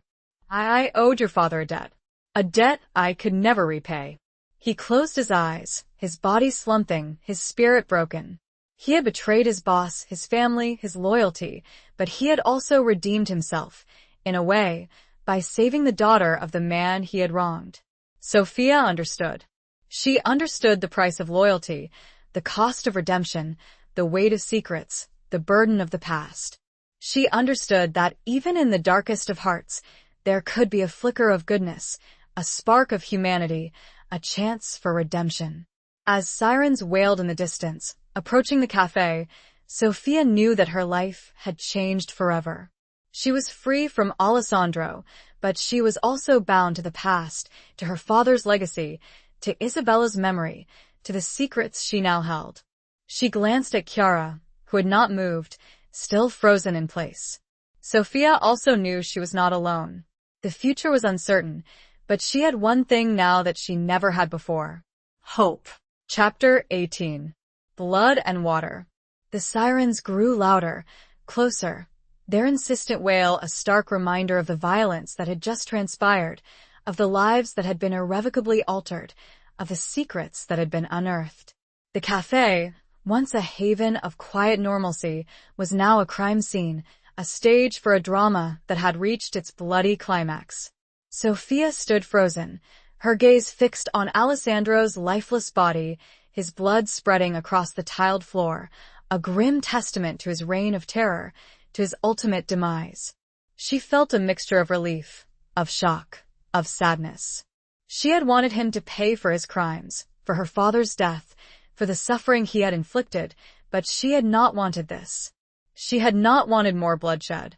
Marco stood beside her, his gun still in his hand, his face pale, his eyes filled with a mixture of guilt and relief. He had made a choice, a life-altering decision that had saved Sophia's life, but had also condemned him, both legally and morally. Chiara, still huddled at the table, began to sob, her body shaking uncontrollably, her fear and trauma finally finding release. Sophia went to her, embracing her, holding her close, offering her comfort, reassurance, even though she felt little of either herself. The police arrived, their flashing lights illuminating the cafe, their presence imposing, their questions sharp and probing. Sophia, her voice trembling, her mind still reeling, recounted the events of the past few days, of the past few hours, of the past few minutes. She told them everything, omitting nothing, revealing the secrets she had uncovered, the truth she had discovered. She handed over the wooden box, now empty of letters, its purpose served, its secrets exposed. She told them about Isabella's letters, about her father's involvement with the De Luca family, about Alessandro's crimes, about Marco's betrayal, about Chiara's fear. The police listened intently, their expressions grim, their eyes filled with a mixture of disbelief and understanding. They had heard whispers of the De Luca family's activities for years, but they had never had enough evidence, enough proof, to bring them down. Now they did. Marco was taken into custody, his fate uncertain, his future hanging in the balance. He didn't resist, didn't offer any excuses, didn't try to defend himself. He had made his choice, and he was prepared to face the consequences. Chiara was treated with compassion, with understanding, with a gentle touch that belied the harsh reality of the situation. She was a victim, a witness, a pawn in a dangerous game, and she needed help, protection, a chance to heal. Sophia was questioned extensively, her testimony crucial, her knowledge invaluable. She answered their questions honestly, openly, her voice gaining strength, her confidence growing with each passing moment. She was no longer a victim, a pawn, a woman trapped in a web of secrets and lies. She was a survivor, a fighter, a woman who had found her voice, her power, her freedom. As the investigation unfolded, Sophia made a decision. She would not return to her old life, to her cafe, to her quiet existence. She had been changed, irrevocably, by the events of the past few days. She had discovered a strength, a resilience, a purpose she never knew she possessed. She would use Isabella's letters, her father's legacy, to expose the De Luca family, to bring them to justice, to ensure that their reign of terror was over, once and for all. She would work with the police, with Giovanni, with anyone who could help her achieve her goal. She would also protect Chiara, offer her a new life, a chance to escape the shadows of the past, to build a future free from fear, from violence, from the clutches of the Malavita. As the sun began to rise, casting a golden glow over the city of Florence. Sophia left the cafe, her heart heavy with grief, but also filled with a sense of purpose, of determination, of hope. She had walked through the darkness, faced the storm, confronted her demons, and emerged stronger, braver, more resilient than ever before. She knew the road ahead would be long and difficult, filled with obstacles, challenges, and perhaps even more danger. But she was not afraid. She had the truth on her side, the memory of her father to guide her, and the support of newfound allies to sustain her. She looked back at the Café Sol, her sanctuary, her haven, her former life. It was a place of bittersweet memories, of quiet moments, of simple pleasures, but it was also a place of shadows, of secrets, of a past she could no longer ignore. She turned away, walking towards the rising sun, towards a new day, a new life, a new purpose. She was Sophia Lombardi, daughter of Antonio, inheritor of his courage, his resilience, his unwavering spirit. And she would not rest until justice had been served, until the truth had been revealed, until the price of a name had been fully paid. She thought of Marco's words, "Blood is thicker than water." She had believed them, once, but now she knew better. Blood could be tainted, corrupted, spilled in vain. But water could cleanse, could heal, could carve a new path, could find its way to the sea, no matter the obstacles. She would choose water. She would choose a new life. Chapter 19. A choice between two worlds. The days that followed were a whirlwind of activity, of legal proceedings, of media scrutiny, of a world turned upside down. Sophia, thrust into the spotlight, became the face of a struggle against the deeply entrenched power of the De Luca family, a symbol of hope for those who had lived in fear, in silence, for far too long. Isabella's letters, meticulously documented and authenticated, provided irrefutable evidence of the De Luca family's decades-long involvement in drug trafficking, money laundering, extortion, and murder. The letters, combined with Sophia's testimony, Chiara's corroborating statements, and Marco's confession, formed a damning case that shattered the foundations of the De Luca empire. Arrests were made, assets were seized, secrets were revealed. The carefully constructed facade of legitimacy, of respectability, that the De Luca family had cultivated for generations crumbled, exposing the rotten core beneath. The city of Florence, long accustomed to the whispers and shadows of the Malavita, erupted in a mixture of shock, outrage, and a cautious sense of relief. Sophia, guided by Giovanni, who had emerged from the shadows, his past connections proving invaluable, navigated the treacherous waters of the legal system, the media frenzy, and the lingering threats from the remnants of the De Luca family. He was a gruff, taciturn man, his face etched with the scars of a life lived on the edge, but his eyes held a flicker of kindness, of respect, of a shared understanding of the price of loyalty, the cost of betrayal. He provided Sophia with protection, with advice, with access to a network of contacts who could help her, support her, ensure her safety. He became her mentor, her confidant, her unlikely ally in a battle against a formidable foe. Chiara, initially traumatized and withdrawn, slowly began to heal, to recover, to find her voice. She was placed under protective custody, offered counseling, given a chance to rebuild her life, to escape the clutches of the De Luca family, to forge a new identity, a new future. Sophia visited her often, offering her comfort, reassurance, friendship. She saw in Chiara a reflection of her own younger self, a woman trapped in a world she didn't choose, a woman forced to make difficult choices, a woman yearning for freedom, for peace, for a life of her own. As the legal proceedings progressed, Sophia faced a choice, a dilemma that tugged at her heart, that challenged her newfound sense of purpose, that forced her to confront the lingering shadows of her past. She could return to her cafe, to her quiet life, to the familiar comfort of her old existence. The Café Sol, cleared by the police, awaited her, its doors open, its aroma of freshly brewed coffee a siren song, a reminder of the life she had left behind. Or she could embrace her new role, her newfound power, her unexpected destiny. She could continue the fight, use her knowledge, her influence, her connections, to help others, to expose corruption, to fight injustice, to make a difference in a world that desperately needed it. Giovanni presented her with a choice, his voice gruff, his eyes filled with a mixture of respect and challenge. "You have a gift, Sophia," he said. "A strength, a courage, a fire that burns bright. You can use it to heal, to rebuild, to make things right. Or you can return to your quiet life. The choice is yours." Sophia pondered the choice, her mind wrestling with the conflicting emotions, the competing desires, the weight of responsibility. She walked through the streets of Florence, her city, her home, her battleground.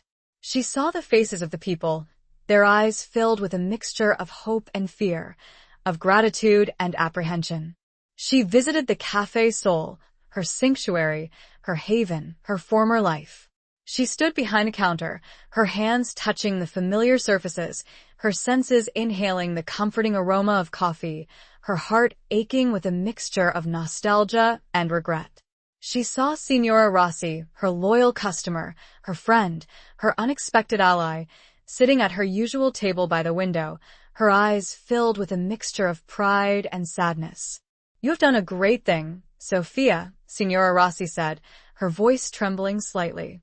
"You have brought light to the darkness. You have given us hope." Sophia smiled, her heart filled with a bittersweet emotion. She had made a difference. She had achieved something extraordinary, but she had also lost something, a part of herself, a part of her life, that she could never get back. She realized that she could not go back. She could not return to her old life, to her quiet existence, to her familiar routine. She had been changed, forever, by the events of the past few weeks. She had tasted power. She had experienced fear. She had discovered a strength she never knew she possessed. She had a responsibility, a duty, to use her newfound knowledge, her newfound influence, to help others, to fight injustice, to make the world a better place. She could not turn her back on that, on them, on herself. She made her decision. She returned to Giovanni, her eyes filled with a fierce determination, her voice ringing with conviction. "I will not go back," she said. "I will continue the fight. I will use my gift to help others, to expose corruption, to fight for justice. I will make a difference." Giovanni nodded, his face softening with a rare smile, his eyes filled with approval. "I knew you would," he said. "You are your father's daughter." And in that moment, Sophia felt a sense of peace, of acceptance, of belonging. She had found her purpose, her destiny, her true self. She was Sophia Lombardi, a woman who had faced the darkness and emerged victorious, a woman who had chosen to fight for a better world, a woman who had finally embraced her legacy, her name, her power. She chose to stay and create a foundation in Isabella and Antonio's name to help those who had been trapped in the world she had just escaped. Chapter 20. The final confrontation of hearts and loyalties. The establishment of the Fondazione Isabella e Antonio became Sophia's consuming passion, her way of honoring her father's memory, of celebrating Isabella's courage, of transforming her own pain and loss into something positive, something lasting, something that would make a difference in the lives of others. With Giovanni's help and the support of a growing network of allies, Sophia navigated the complex world of charities, of fundraising, of legal and bureaucratic hurdles. She secured funding, assembled a team of dedicated professionals, found a suitable location, a beautifully restored palazzo in the heart of Florence, a symbol of hope and renewal, a stark contrast to the decaying grandeur of Villa Rosa. The Foundation's mission was clear: to provide support and resources to victims of organized crime, to help them escape abusive situations, to offer them legal aid, counseling, job training, a chance to rebuild their lives, to reclaim their freedom, to find their voice. Sophia poured her heart and soul into the Foundation, working tirelessly, driven by a fierce determination to make a difference, to prevent others from suffering the same fate as her father, as Isabella, as Chiara, as so many others who had been caught in the web of the Malavita. The Foundation quickly gained recognition, attracting both praise and criticism, support and opposition. Sophia became a public figure, a spokesperson for the voiceless, a target for those who sought to maintain the status quo, to protect their power, their privilege, their ill-gotten gains. She received threats, anonymous phone calls, veiled warnings, but she refused to be intimidated. She had faced down Alessandro De Luca. She had survived the storm. She had emerged stronger, braver, more resilient than ever before. She would not back down. She would not be silenced. As the foundation flourished, Sophia found herself drawn back into the world she had tried so hard to escape, the world of shadows and secrets, of power and corruption, of loyalty and betrayal. She had to confront the remnants of the De Luca family, their allies, their associates, those who still clung to their power, their influence, their criminal enterprises. She received an unexpected invitation, a summons, a challenge. It was from Donatella De Luca, Alessandro's sister, a woman who had remained in the shadows, a woman who was rumored to be even more ruthless, more cunning, more dangerous than her brother. Donatella wanted to meet, to talk, to negotiate. She had sent the invitation via a neutral party, a respected lawyer who had represented both sides of the conflict, a man who assured Sophia that the meeting would be safe, that Donatella was sincere. Sophia hesitated. She knew it was a risk, a dangerous gamble, but she also knew that she could not ignore it. She had to face Donatella, to confront her, to understand her motives, to see if there was any chance of peace, of reconciliation, of an end to the cycle of violence and retribution. She consulted with Giovanni, her trusted advisor, her mentor, her friend. He was skeptical, wary, concerned for her safety, but he also understood her need to confront her past, to face her demons, to find a way to move forward.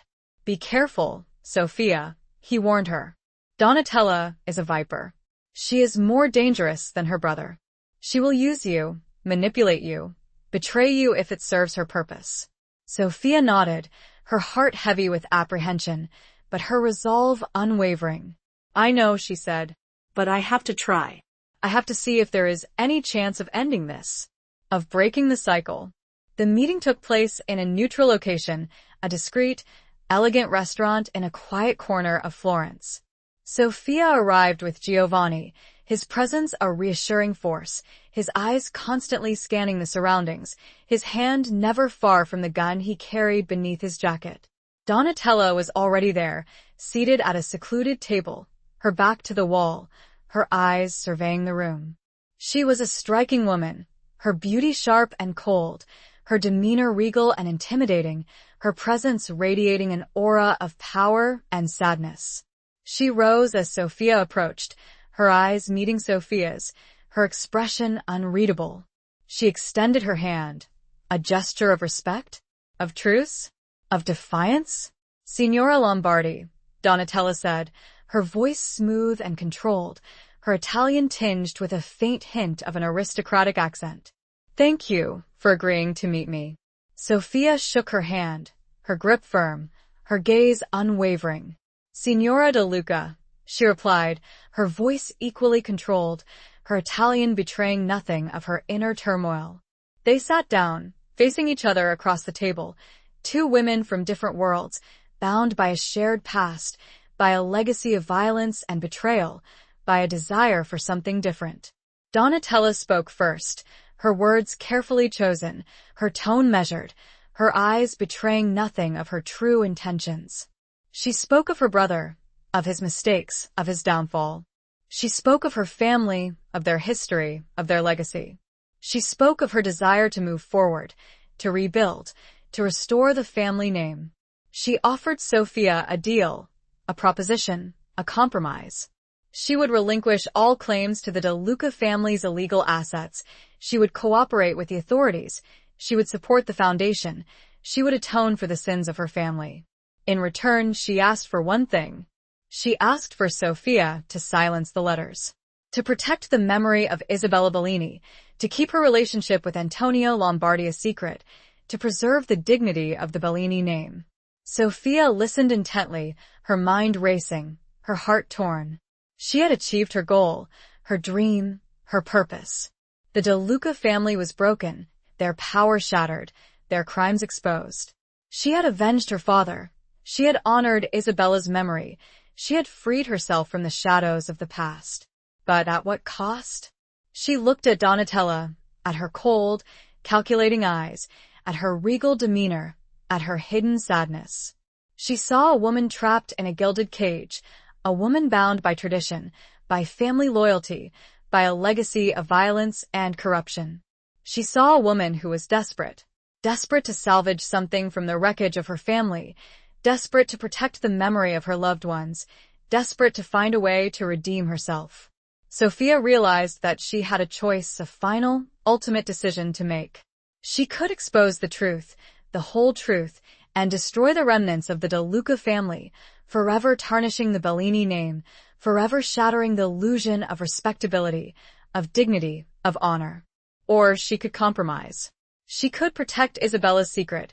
She could preserve the dignity of the Bellini name. She could offer Donatella a chance to redeem herself, to rebuild her life, to atone for the sins of her family. It was a choice between justice and mercy, between truth and compassion, between the past and the future. It was a choice between two worlds. Sophia took a deep breath, her mind made up. She looked at Donatella, her eyes filled with a mixture of sadness and understanding. "I will make a deal, Signora De Luca," Sophia said, her voice firm, her resolve unwavering. "But not the one you propose." Donatella's eyes narrowed, her expression hardening, her hope flickering, then dying. "I will keep Isabella's secret," Sophia continued. "I will protect her memory. I will preserve the dignity of the Bellini name. But in return you will not just cooperate with the authorities. You will dedicate your life, your fortune, your everything to helping the victims of organized crime. You will work with the foundation. You will atone for your family's sins, not with words, but with actions." Donatella stared at her, her eyes filled with a mixture of shock, disbelief, and something else. Something that looked like respect. "You ask too much," Donatella said, her voice barely above a whisper. "I ask only what is just," Sophia replied, her voice unwavering. "I ask only what is necessary. I ask only what will break the cycle." Donatella was silent for a long moment, her mind wrestling with the choice, with the consequences, with the possibility.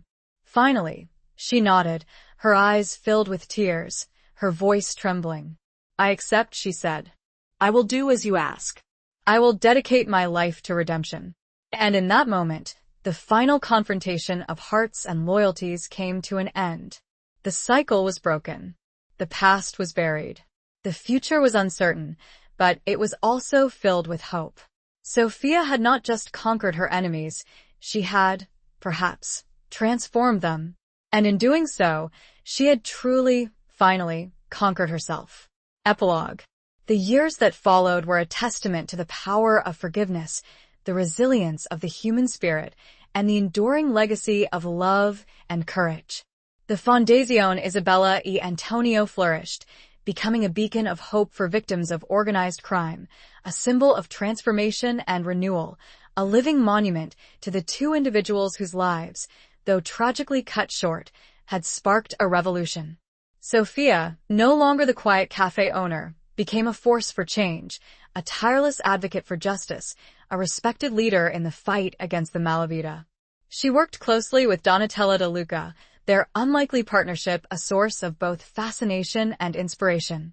Donatella, true to her word, dedicated her life, her fortune, and her formidable intellect to the foundation, working tirelessly to atone for the sins of her family, to rebuild her life, to earn the respect and trust of those she had once wronged.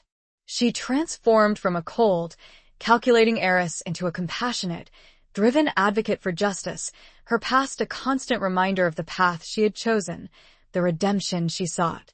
Chiara, freed from the clutches of the De Luca family, blossomed into a confident, independent young woman. She found work at the foundation, her past experiences giving her a unique understanding of the needs of the victims, her gentle spirit offering them comfort and hope. She became Sophia's protégée, her friend, her adopted daughter, a symbol of the transformative power of compassion and forgiveness. Giovanni, his gruff exterior softening with time, remained Sophia's steadfast advisor, her protector, her confidant. He found a measure of peace in his work with the Foundation, his past experiences providing invaluable insight, his loyalty unwavering, his friendship a source of strength and comfort. Signora Rossi, her age advancing but her spirit undimmed, became a regular visitor to the Foundation, her presence a reminder of the simple kindness, the unwavering support that had helped Sophia through the darkest of times. She would often sit with Chiara, sharing stories, offering advice, her wisdom a guiding light for the younger woman.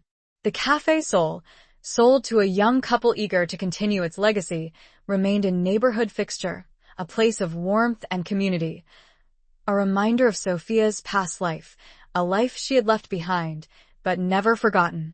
Sophia would occasionally visit, sitting at her old table by the window, sipping a cappuccino, watching the world go by, remembering the events that had changed her life forever.